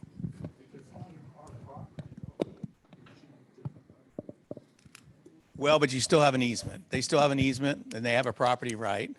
And at the time that they received that easement, it might have been, 60, 70 years ago. Or more. Still in conflict with the board's requirements, but not to the degree that it didn't coexist with that levy for 50 years with no one saying anything, particularly the Corps. Just want to remind board members to turn on your mic if you want to interchange. Okay. Thank you. Utilities.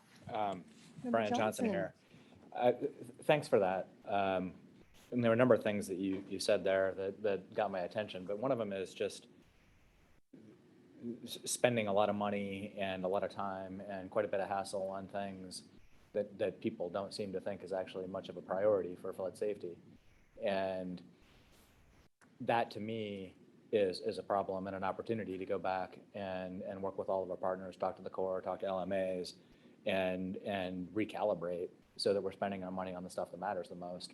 And certain types of deficiencies might be good for situational awareness and need to know, but if they're genuinely low priority, let's spend our money on the stuff that matters.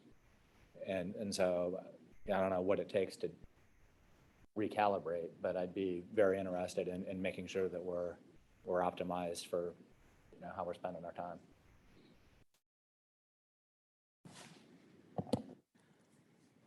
As always, well said, Member Johnson. Any more on utility poles? Okay. Okay, there's more.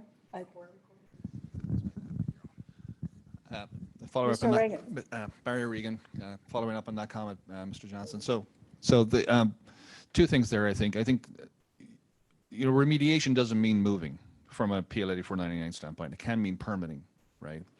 And so I think that assessment of whether or not this is a levy threat that should be moved or whether it should just be permitted and deal with it that way, I think that's very important. Then the other thing too, I think we need a system-wide programmatic approach to utility encroachments, right? We just heard how difficult it is to work on this from a state level, and we've heard how impossible it is to do it at an LMA level. So I think we need a system-wide approach to utilities, and maybe we can pick the most critical systems based on population or where the risks are, work with those utility companies to address those, and then just move through the system. But hitting, for some of our rural LMAs to deal, as Chris mentioned, deal with an individual pole is prohibitive. So I think, can things be permitted? Are they a threat? Can they be permitted to remain where they are? And then can we work with the utility companies to develop a programmatic approach to these utility relocations over time? Very glad this is being recorded, and I see everyone making notes. So thank you for the input. Anyone else? Please proceed. Thank you, President Dolan. Thank I'd like you. to, I think it would be important to follow up to to Barry's comment here that he just last alluded to, and that's correct. I mean, when an enforcement action takes place, and one of the things that is not captured here is, we look at what the issue was, the deficiency that was noted by the Corps, and as very, accurately stated, the issue may not be necessarily that it's the location of the pole, right? It could be that the pole is not meeting a permit condition. So in some situations, the corrective action could just be either a guy wire, for example, was placed inaccurately or was not placed to the conditions on the permit.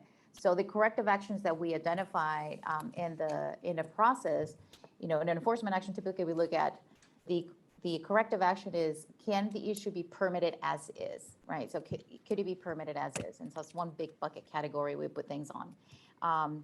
could it be modified to be compliant with Title 23 to be permitted? Or does it require it to be removed altogether? Because it cannot be modified and it wouldn't be Title 23 compliant. So we sort of put each one of those issues in those bucket categories, and we consider obviously starting with the initial reason for that flagging or the issue that brought up that particular deficiency. So in this situation, most of these poles have been in existence since then. A few of those didn't meet permit conditions. There were some that were just frankly not permitted. In this two cases that we are currently covering, the issues that we're requiring some relocation or adjustment of the location of the facilities are not going to be a state burden cost because they weren't covered by a permit. So unlike what Mr. Nudek alluded to is, that's one of the considerations we take. If there is a permit that allowed a facility to be in place, as long as they're meeting the permit condition, right, then that kind of, it addresses that issue. But if it's not meeting permit conditions, that's where we take enforcement action. If there's no permit that allows that facility to exist, then the state is not under responsibility to compensate for that loss of use or the relocation or adjustment of that facility. That's where I'll close, okay? Perfect. Okay, so now carry on. So I wasn't finished on my slide. There was one more slide, one more picture, sorry, with this slide. Vegetation. Yes, vegetation. So that one looks probably very familiar to the board and is going to be before the board here in a couple weeks as well. But again, it's one of those other issues that typically doesn't rise to a level of highest risk for the enforcement section necessarily. However, it is a priority because this particular issue was a local maintaining agency referral that it inhibited and prevented them from doing their operations and maintenance of the levees.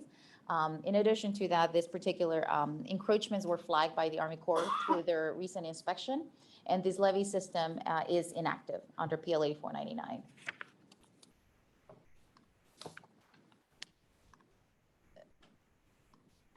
Let me see if I can get my clicker to work. Next slide. Is that what we want? Yes. Oh, there it is. What? Sorry, went too far. Okay, here we go.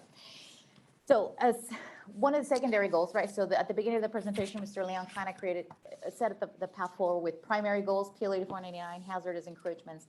One of the secondary goals was, resolution item number 49 that spoke to addressing unacceptable encroachments that were related to the level of flood protection, right? So not, so in this case, this section does have limited capacity to kind of provide that extended need of support that is required for some of the districts. However, with the new section that is set to come online, with the new resources that were acquired, then we do anticipate this section to be able to extend some of that support to the local maintaining agencies. Here's an example of one of those efforts. This is in Atomas Basin, Reclamation District 1000. They began a campaign that's called the Seeing Levees Saves Lives. And that focus was in addressing high hazard vegetation on the waterside slope of Garden Highway. And the goal was that to meet visibility for routine inspections and conforming to the FEMA and urban levee design criteria requirements for levee certifications. So just kind of give you a perspective, right, of the primary, secondary goals and how those are kind of being tackled through the section. Okay. So another item that was discussed, as a primary goal is a delegated authority. So again, these are overviews of kind of the current programs that are in place. So the expansion of the use of the board's delegated authority is one of the three objectives that were within the primary goal that was covered by Mr. Leon. In 2014, Senate Bill 754 that was authored by Mr. Steinberg amended the California Water Code, and it expanded the board's enforcement authority to include the imposition of administrative fines and penalties and the ability to record a lien, but also the use of the delegated authority. Under those changes to the water code, emergency regulations were implemented and revised Title 23. So this citation there that you see is the first part of that section under Title 23, but it's citing, it's supported by Water Code 87, Water Code Section 8701B, which essentially allows the board to delegate the enforcement authority to issue notice of violations to the LMA or to the Department of Water Resources. So under this, it is important to note that with this delegated authority, If the issues are not resolved by the issuance of a notice of violation, the matter does have to be referred back to the board for further action. Mr. Countryman? Remind me, if and when that happens, then the board is notified, Yes. but we're able to track it. Correct. So there are agreements that were put in place when those delegations of authority were given to those LMAs that requested it. So this next slide shows those four agencies that have the delegated authority, and their agreements that spell out the requirements. So when they issue a notice of violation, they're supposed to send copies to the board.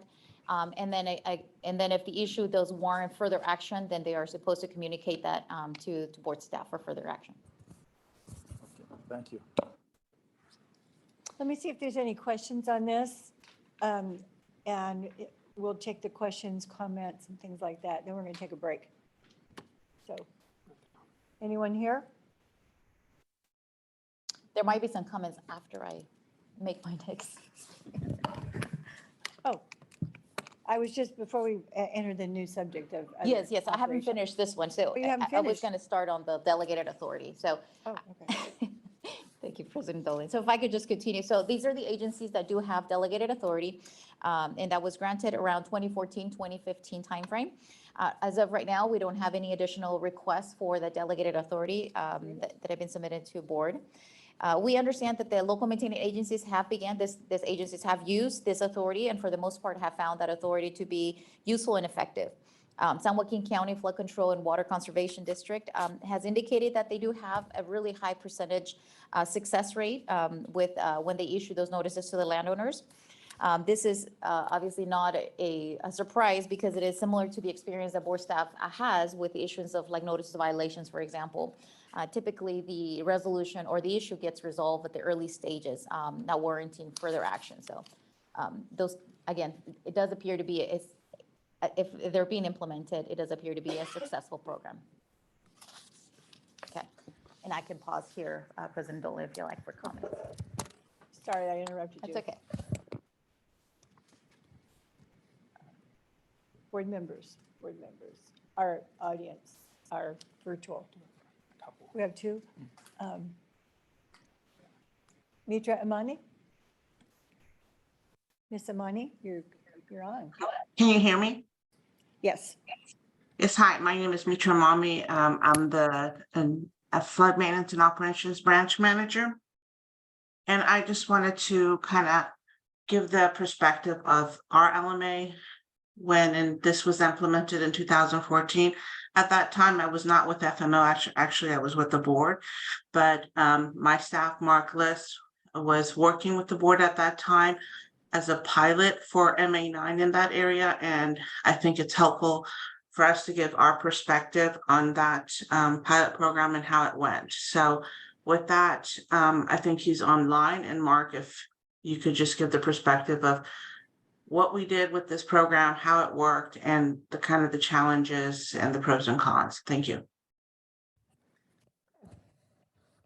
Thank you. Nice to hear your voice. Mr. List. Good morning again. Mark List, Department of Water Resources.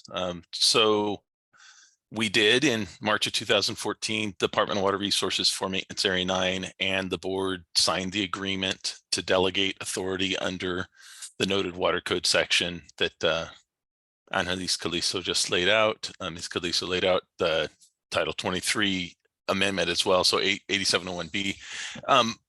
Obviously we recognize the importance of encroachment issues and how it affects our PL 8499 and other efforts. So I've got quite a bit. We learned about the request for information last night, so I've thrown together what I could fairly quickly this morning and last night. But we did do a pilot in Maintenance Area 9.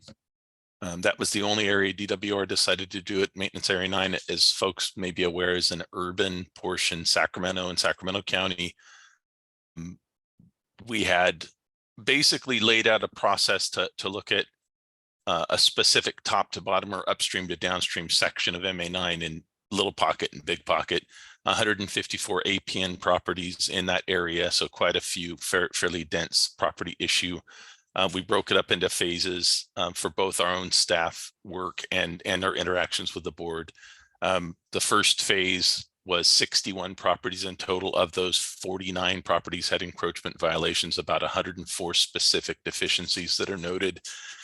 Those deficiencies are based on Corps of Engineers inspections, DWR inspections, section inspections, and MA9 inspections. And then we basically had to have access to the board's permit and enforcement data sets. I'll note we no longer have access to that. It's restricted to board only. So if anyone wants anyone to use this, that has to be a part of the process. We issued 49 informal notices on that first phase that included 18 properties noted as totally resolved. So I'm not sure I would say this was fully successful. That's about 37% resolution. It took us about, we dedicated about 1/2 of a person year for about 2.5 years to this process. The total workload of all of it was, again, 154 APNs. The first phase included evaluation, informal notices, follow-up with board, and additional enforcement action efforts. 13 properties had permits that required updating and name changes, about 27%. I don't know what the disposition of those are because those have to go to the board. 4 properties were turned over for formal enforcement, 2 of which, as I understand, formal enforcement actions were issued by the board at that point. My records don't say what happened to those. So the second phase, what I will say is that I think we overwhelmed the board's capacity by taking on this effort. Board staff, the way we took this was we looked top to bottom. We looked at every property, every issue, and tried to give the property owner a single point of information that said, here are the violations that need to be corrected. 30-odd% could be corrected fairly quickly, and the property owners did do that. The rest either came back as not received, the mail notices weren't opened, they were sent back. That was a few percent. I want to say like about 7% total. It was about 2,500 person hours we put in over the 2.5-year period. I'm going to just say a model of encroachment enforcement that relies on the levy maintainer to fund and resource the work is not a sustainable solution here. It's going to require a new source of funding if you're going to push to have the maintainers be the enforcement arm of the board. And the other issue with this is we began developing notices of violation under the board's formal enforcement process, but there was perhaps a disagreement on action. At that point, board staff wanted DWR to only identify the highest priority issues. And again, if I'm a property owner and I'm receiving a notice from a state or local agency about a non-compliance issue, I want to get it once for everything. I don't want to receive a notice for one issue and then 3 months later maybe receive another notice for another issue. I'm going to feel beaten down at some point as a property owner. So again, I think the pilot program itself that DWR implemented in MA9 may have overwhelmed board staff. One big issue that hasn't really been talked about in detail is because Maintenance Area 9, we had already done a SSJDD property mapping effort with our surveyors in the field, including placing monumentation at certain turn points and other areas so that we could come back in the field with a metal detector and say, here is the property boundary, here is the SSJDD easement or fee land that exists under the levy. That helped the process. That doesn't exist throughout most of the system. That was another pilot we did in MA9 because of the urban nature of MA9 and the number of properties that touch the levy. Mr. List? Yes. President Dolan here. I do appreciate your comments, but at this point, I'm going to ask that the remainder of those go to a different venue of staff-to-staff conversation. Okay. But thank you for that. Anyone else with a hand up? Okay. We're going to get the last one before break.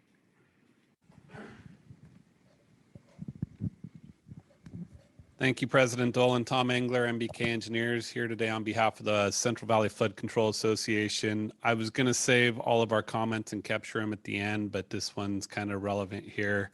On the delegated enforcement actions, we think it's a good tool to have in the toolbox, but what we've learned from a lot of our LMAs is that it doesn't work for everybody. There's a lot of rural LMAs that it's not going to work.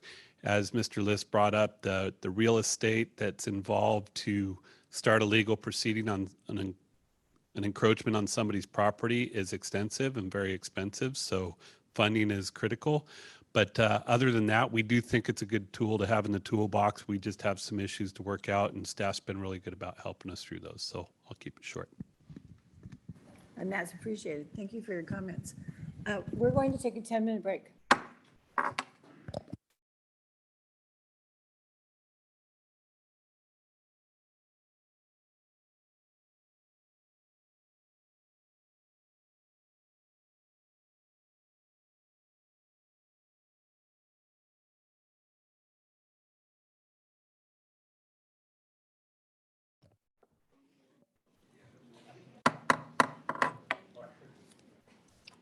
The board will reconvene in its workshop. I see that our 10 minutes is up. None of you are laughing. I'll do a better joke the next time. Except our executive officer, he's supposed to. Ms. Calizo, you are still up. Yes, I am. Thank you, President Dolan. So I think that before we took the last break, it was a good transition to where we are going into the, actually apologize. We're not going into challenges yet. We're going to continue. So still in the status, there's other operational programs that currently are supporting or aiming to meet the primary and secondary goals that were laid out by earlier. So a few of those, one of those includes the online permitting portal, that this would allow the submission of permit applications online, streamlining the review and intake process time. This application is expected to be completed in early 2024. The permitting section also further prioritizes requests that are received from local maintaining agencies for operations and maintenance repairs. Routine inspections programs is another one that feeds records to the Army Corps inspections for the need, and also provides context for continued permit compliance, availability of authority, and then providing record documents such as operations and maintenance manuals and as-built documentations. Staff has undertaken revisions to existing Title 23 standards. These revisions are intended to modernize and align with Army Corps standards and streamline operations and maintenance activities performed by the local maintaining agencies. And then lastly, but not least important, is an effort that began in 2019 when the development of the board, with the development of the board's encroachment viewer. Through this effort, operations staff began the digitizing of permitting records with the goal of digitizing roughly 22,000 permits. This is a critical program that provides relevant information, making it easily accessible and intended to be shared with the stakeholders and or federal partners. Operations staff is currently expanding that capacity to what is currently limited to one student assistant, and we anticipate that more progress could be made in the coming months and years. That might take a few years. Thanks. Now, the challenges. So I'm going to transition into some of the challenges. So I first kind of gave you a summary of the different programs and how they are addressing or aiming to address meet the primary and secondary goals that were outlined earlier. So now I think the conversation that was occurring before the break was kind of a good segue into this next topic.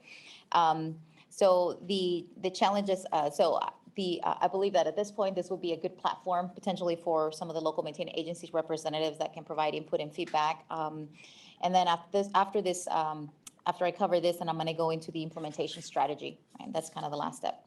So the primary goal that was set forth by the board under Resolution 47, it was aimed to retain and regain PL 8499 eligibility. And within those, it identified 3 objectives.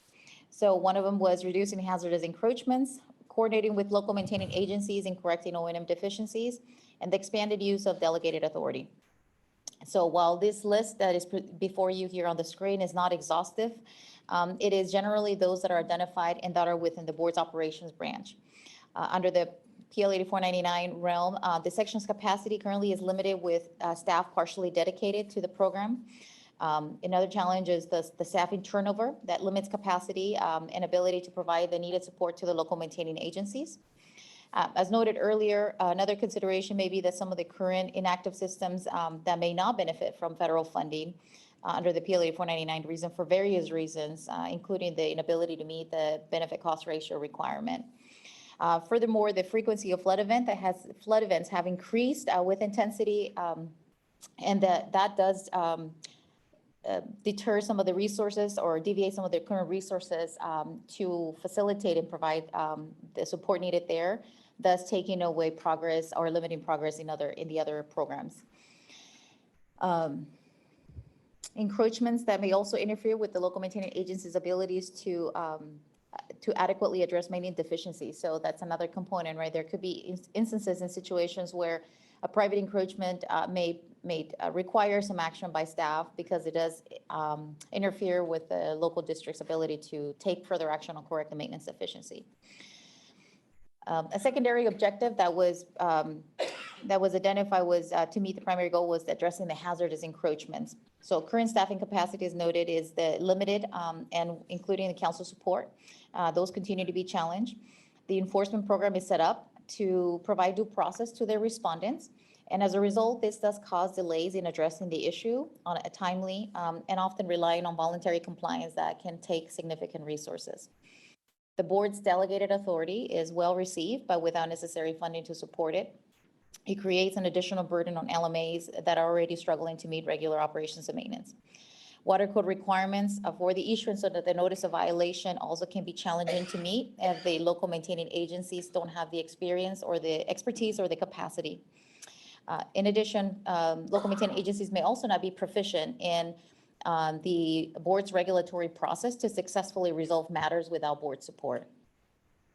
Another continued area of concern, and I think that was brought up earlier in some comments, is how local maintaining agencies address legacy or issues, encroachments that have existed in the system versus new encroachments.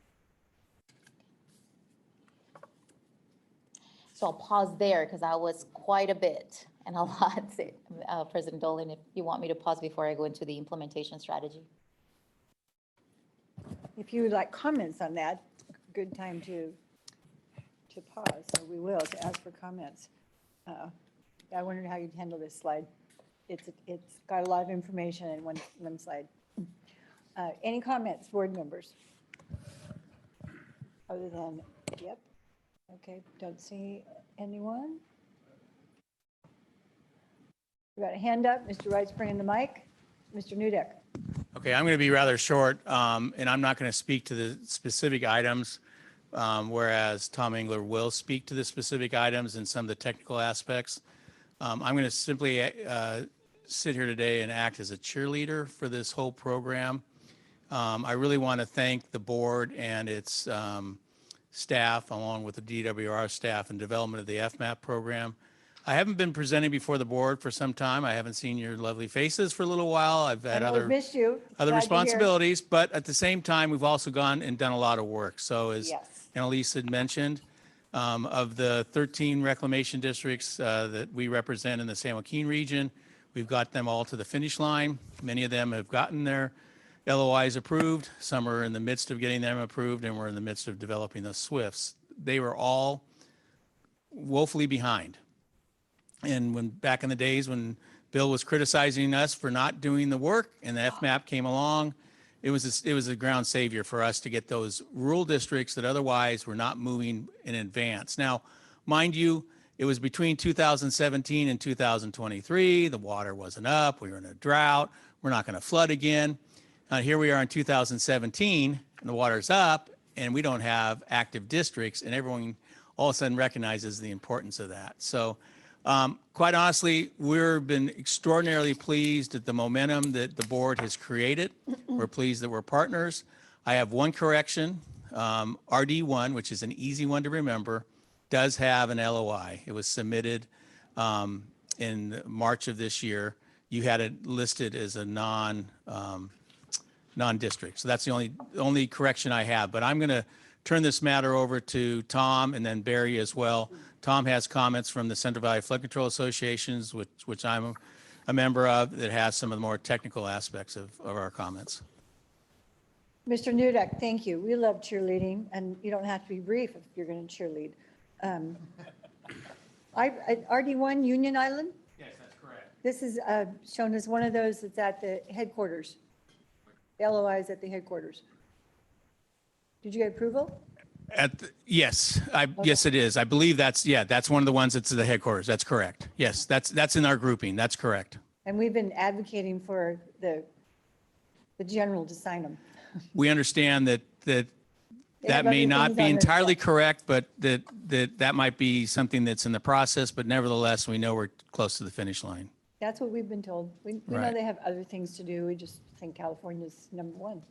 Well, fortunately, the right bank of the San Joaquin River that got the greatest part of the impact of this high water event became active January 12th, I think it was. So it was kind of like just in time. So, Yeah. but anyway, we appreciate it. Okay, Thank you. Mr. Engler, pass the mic. Thank you. So on behalf of the Flood Control Association, again, Tom Engler, MBK Engineers, here to represent the Flood Control Association today. We've shared a lot of these comments with staff already and talked through those with you, but just wanted to bring those up. First of all, we support the board putting the additional resources into addressing unacceptable encroachments. We believe the process works best when staff works closely with the RDs, which they have done a very good job. We've built some great relationships between the LMAs and board staff over the years, and I think right now it's running pretty well. Excuse me.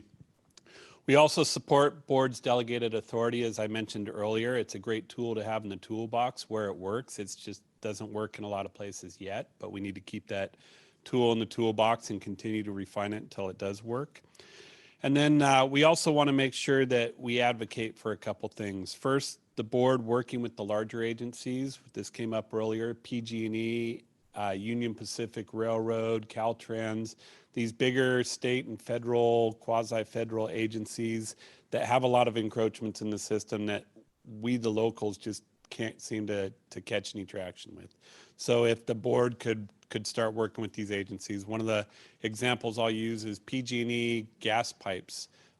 They're considered a security risk, so they don't share very easily. They don't share their inspection results with us, but if we don't have those inspection results, then they automatically fail when you come to a core inspection. So working with PG&E to find a way to get around those things.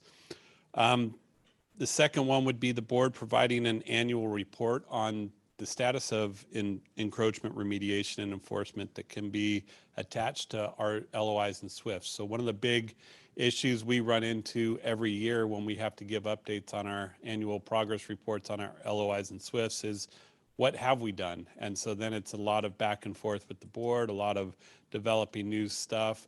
If the board had an annual report that we could all just attach to our LOIs and SWIFTs, it would be very helpful. So with that, I'm going to pass it off to Barry and we'll go from there. Thanks, Tom. I just wanted to reiterate what Tom and Chris have said, and I want to hit on on the funding, DWR's programs, the DMP program, the FSRP program, and the FMAP program. Those are critical to continuing to retain eligibility.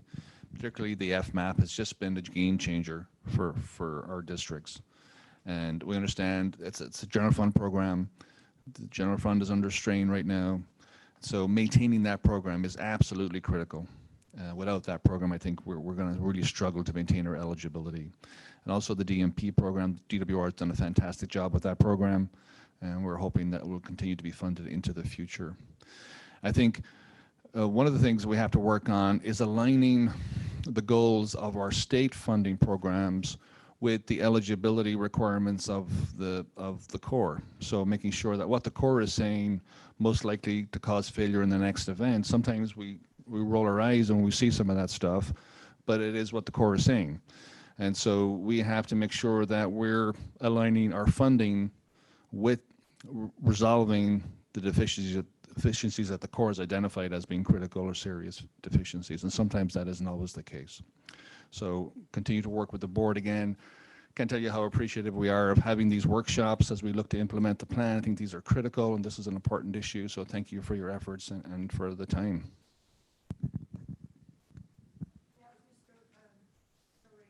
We're happy to see you all and very pleased that you attend our meetings. Your cooperation, your information, your input make us do better. We are very grateful for the partnership. It's two-way, so thank you for that. And we're going to re-energize the coordinating committee so we can continue to have broader discussion on this and not necessarily this kind of format. But yeah, we like that.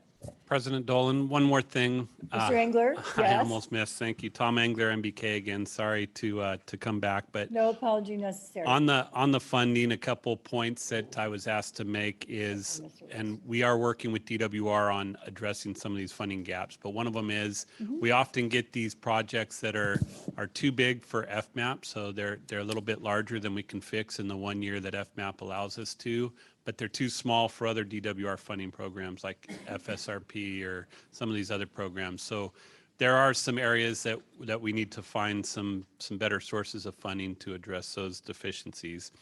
And then the other one is on some of the bigger projects, many of these funding programs, you get the funding agreement in place, you do the work, you send the bill to DWR, they process it, 3, 4, 5 months later, you get reimbursed for those, and then the state holds retention until the end of the project. So most of these small agencies can't cash flow projects like that. They need the money up front to be able to pay the bills, get reimbursed later, whatever it may be. But we've got to pay our contractors within 30 days of them submitting an invoice to us, but then we don't get the money from the state. So it works for the big AFCAs of the world that can go out there and get some bond financing for their local share and cash flow these projects. But we're starting to run into more and more issues with these these small RDs. So one of the things that we just want the board to be aware of as we go through the funding advocacy is maybe some kind of infrastructure loan program, short-term financing for these districts to be able to cover the bills until the long-term funding comes through. So those couple points we wanted to make. And then the last point that I was going to make earlier and left till now is some of these districts have been reluctant might not be the word, but have been kind of slow in getting LOIs and SWIFTs in. Most of these districts it's not because they're not addressing items, it's that they have a limited source of funding and they didn't want to go out and invest money in LOIs, SWIFTs while they were taking care of all those high-risk items. So they've gotten through those, and a lot of those districts are now developing their LOIs, SWIFTs. So I think you'll continue to see more and more eligible districts. Now I'm really done. Maybe. Thank you for that. Now that we are going to be able to have additional staff to address and work with LMAs on the issues, then certainly one of the main issues, and we hear it over and over, and we live in communities that experience it, is districts that have few resources. These are disadvantaged communities in our very small rural district. They don't have money up front to wait for the reimbursement. And these programs and grants are very helpful, very necessary. And as I've heard from LMAs for the last 4 years, they're game changers in improving the system. So that needs to be addressed, because to wait months for that is impossible for so many. Therefore, work doesn't get done. So thanks for bringing that up. It's on our list, not for later, but what do we do? Dear Governor Newsom. Anyone else? Anyone online? Okay. Wow. This is sort of the challenges for the board. Member Johnson? Two. I'm going to cover the implementation strategy next. Yeah. I have a couple things I'll say, but I'll save it as for the wrap up. Whatever you want. All right. Ms. Galiso. Okay, thank you. Appreciate all the comments provided. So Angeles Calizo again. Here we go. So to meet the primary goal, board staff will be working to backfill the existing vacancies that exist in the enforcement section and also with the in-house enforcement council. And this, it would also work to backfill the new 2 positions, or the 3 positions, the 3 full-time positions that will be coming online, that will be fully dedicated to support meeting the resolution goals. This new section that is intended to come online later hopefully this year, is intended to address non-compliant encroachments that are currently inactive systems. This will lead to some coordination with the local districts, the Army Corps of Engineers, in the development of the letters of intent and SWIFT plans. In addition to some of the rehabilitations and emergency damage repairs, and along with working with permitting and inspection section programs that will work to process the permits that allowing the construction and inspection of those projects. So it's specific to the Public Law 8499 efforts and eligibility. The new section will maintain close coordination with the Corps Rehabilitation Program Manager. So we'll have a dedicated one-to-one kind of communication, ongoing communication between the 2 groups, keeping updates on the changes and the requirements for the letters of intent and the SWIFTs. And then working closely with the local maintaining agencies in the development of those documents. The new section will also proactively coordinate with the Corps inspection team and prepare the necessary documents that are needed for their inspections. That would help with it, the analyzing, but also eliminate any potential issues that shouldn't be flagged because they have proper documentation or are maybe in compliance with those record documents. Staff will also work on the distribution and the maintenance of those deficiencies and working with the local maintaining agencies on those. And finally, this section will work with the local maintaining agencies in addressing any deficient maintenance responsibilities that have maintenance responsibility for Public Law 8499 eligibility in the levies, working through the SWIFT process, tracking and implementing some of those goals and the issues. And working to address some of those deficiencies with the goal of obviously maintaining eligibility. So the section will work with local maintaining agencies in obtaining the board's enforcement authority. And then we will provide needed support. So that's what this section is intended to do, is provide that training and the support that currently is not available. The new section will work with other programs in the operation branch as well. It will work with the branches to support some of the secondary goals that, as were outlined earlier. This can include the development. Sorry, I completely, yes, thank you, Mr. Leon. So on the secondary goals, right? So the secondary goals. So this is where this section will work on supporting that. So the new section will be providing some enhanced support to meeting the secondary goal.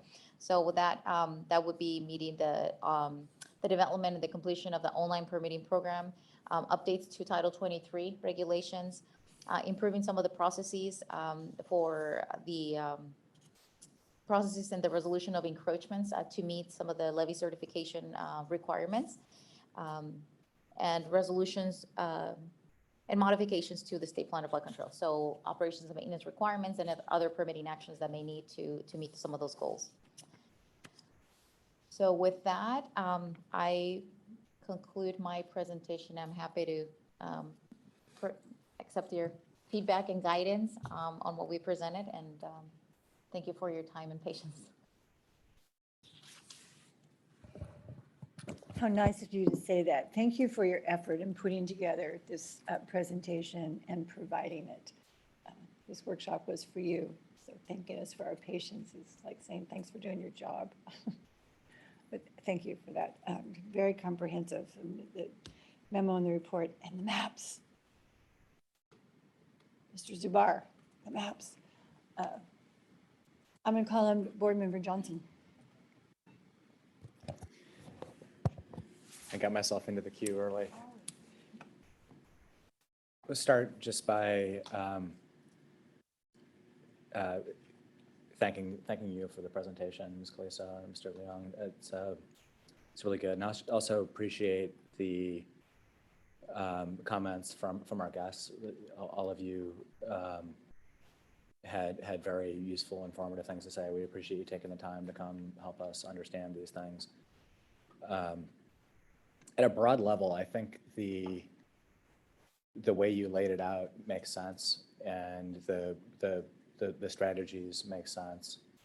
One suggestion that I have that could go toward next steps is to hone our pitch for outside audiences for why they should care.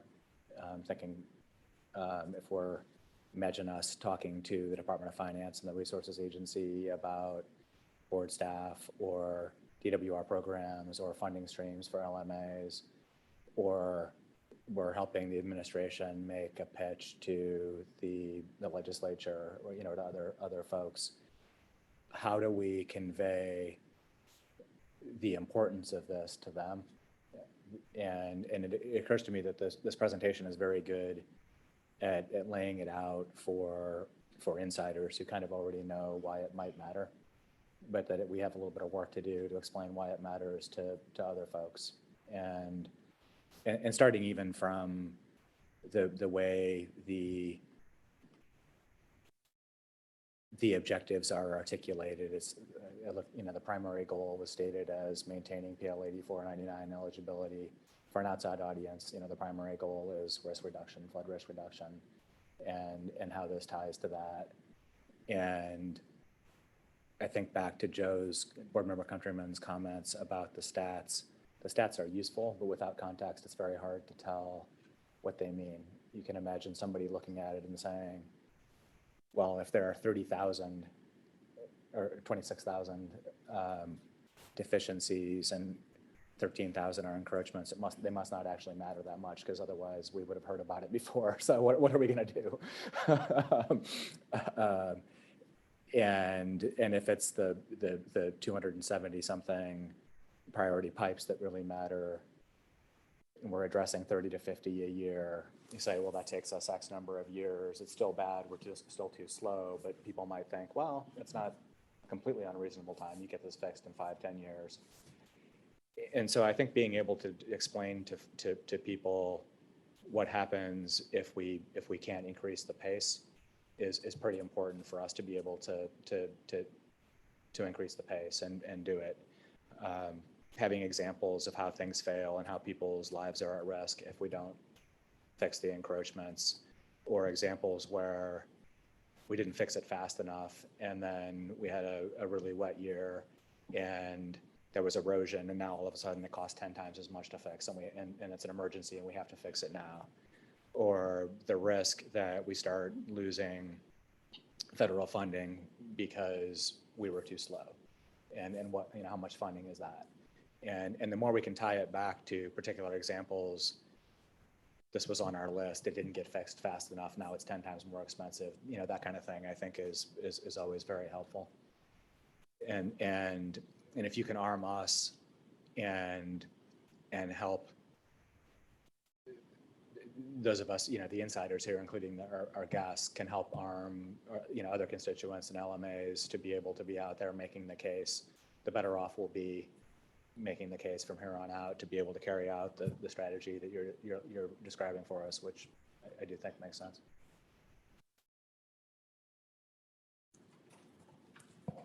That's it for now. Thank you. Yep, well said. And for speaking slow enough, I could make your list. Sort of a to-do for us to work with staff. Member Grego.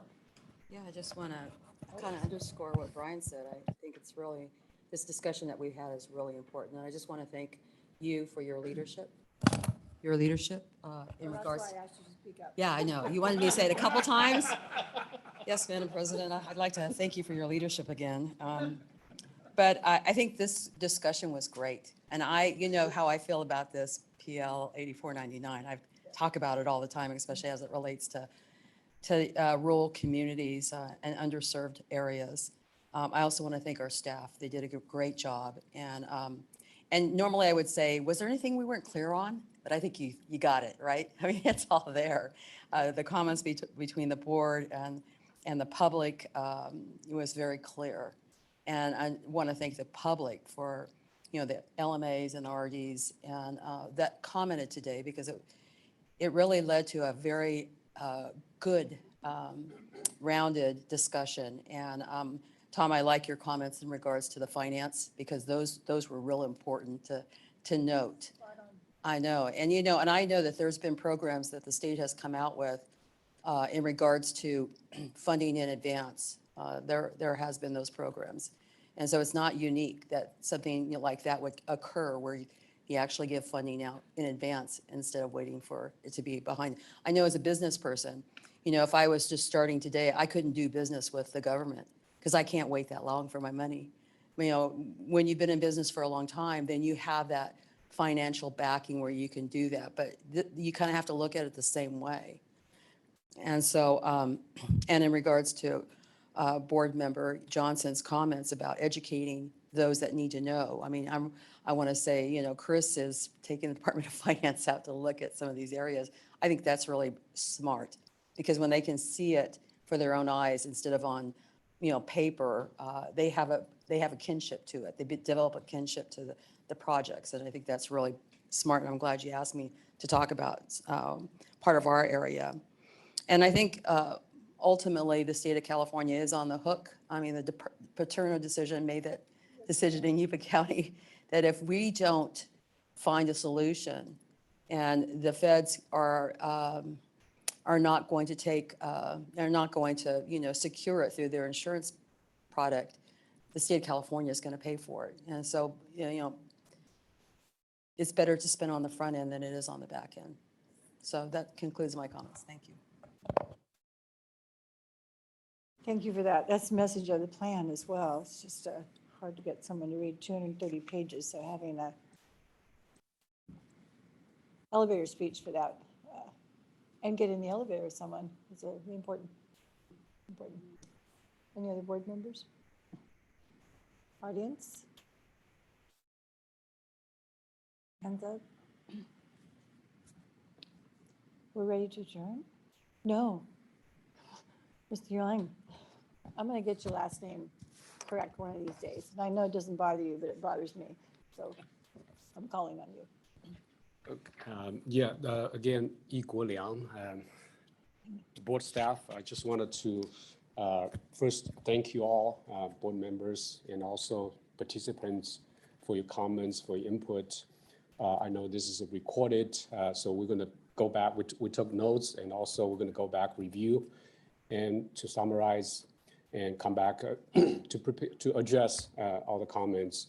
And also some of the comments actually we thought about. I have some idea, just try to respond right now, but we're going to have a more comprehensive response. I think regarding Johnson, board member Johnson's comments, suggestions, definitely the message part, we want to make sure we have we're going to develop a robust kind of a concise message for you to use. And also, you mentioned about the slow pace. I think that has to do with the, I wonder if you can maybe, okay, I guess, I actually, we do prepared a final slide that maybe covered part of that. Maybe I want to address some of them. So for example, the slow pace, that one is actually built in our process. For example, enforcement requirements, all the process steps to take. That's perhaps an area we can focus on. I think that is currently outside the scope of this effort, but in the long term, that will help us to kind of update the regulation to improve the enforcement process. That's one thing. And also on top of that, I think the outreach and engagement, I think we don't have a dedicated personal resource on that. That is, I think is critical because we are outpaced by the non-compliant encroachment in a certain way, because if they don't know they're going to build, then there's going to be come back to us as an issue. So if we can develop a kind of have a dedicated resource to address those issues to avoid unintended encroachment, I think there's room to improve that. So, and also talk about funding for disadvantaged communities. We heard comments in some of those communities, they don't have funding. They barely have funding to do the maintenance work. So they may not have effort to address and to respond to all the requirements for local letter of intent, the SWIFT requirements. And also we're going to continue to advocate for on the core side. So they have their policy in terms of funding. And even though a system is eligible, and then they're going to come back to assess the damage, and they're going to have a cost benefit ratio, and they're going to have that assessment criteria. If you don't meet that criteria, you will not get funding. So that's an issue we heard from a local maintenance agency. I think I don't have a solution potentially. If the cost beneficial ratio is, say, cost is more than benefit, then whether we have another program, other program, maybe other state program can pay the difference such that from Army Corps side, the cost beneficial ratio can meet that. So maybe that involves other programs, state program to maybe co-fund this effort so that we can meet that criteria. So otherwise, the local maintenance agency does not have that incentive to be eligible because they will not get the funding anyway. And in the comments talking about the Army Corps continue to update their policy requirements, I think we will be engaged, we'll be coordinated with them to make sure we keep up with the updates. So we're going to reflect those updates in our operations. And then I think that we all talked about the participation for enforcement delegation. I think the funding is an issue identified here. So basically, just that's kind of our thoughts on this, but we're going to, again, come back and review the video and then come back and then have a better, we call implementation plan. Right now, we just have kind of a high level, but we're going to have a more concrete implementation plan. And we're going to continue to report regularly on our EO report to keep you all updated on the progress. That's all. Thank you. That's all for today. Thank you for that. You're going to send us this surprise last slide, right? Pretty much said what I wanted to say, so thank you for that. I'll take the mic back. Thanks for the last slide. I think that's a good, also good. And I would encourage you to. You put that together like that with what you were saying. I'm amazed.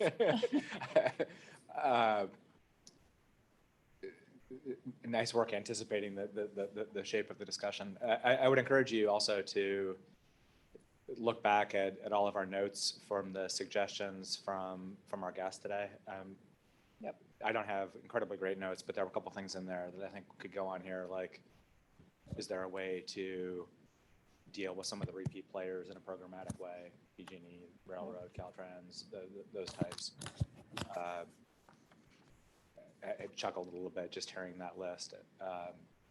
3 different famously challenging in their own ways organizations to work with, right? But maybe it's easier to work with them in a systematic way at a higher level and bring it in.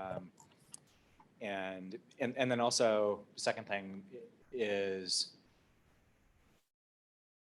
encourage you to be pretty dogged with us as board members about what you need from us and where, so that we know when there are things that you're recommending that we do. And some of these lend themselves more readily to board engagement than others, but help us help you by being really clear when that's something that we should do. Show up at a meeting with the Corps, or go to one of these other organizations, or thinking about the code and the regs. Some of them are more obviously board responsibilities, but we're here to help. And so help us by being clear with what we can do.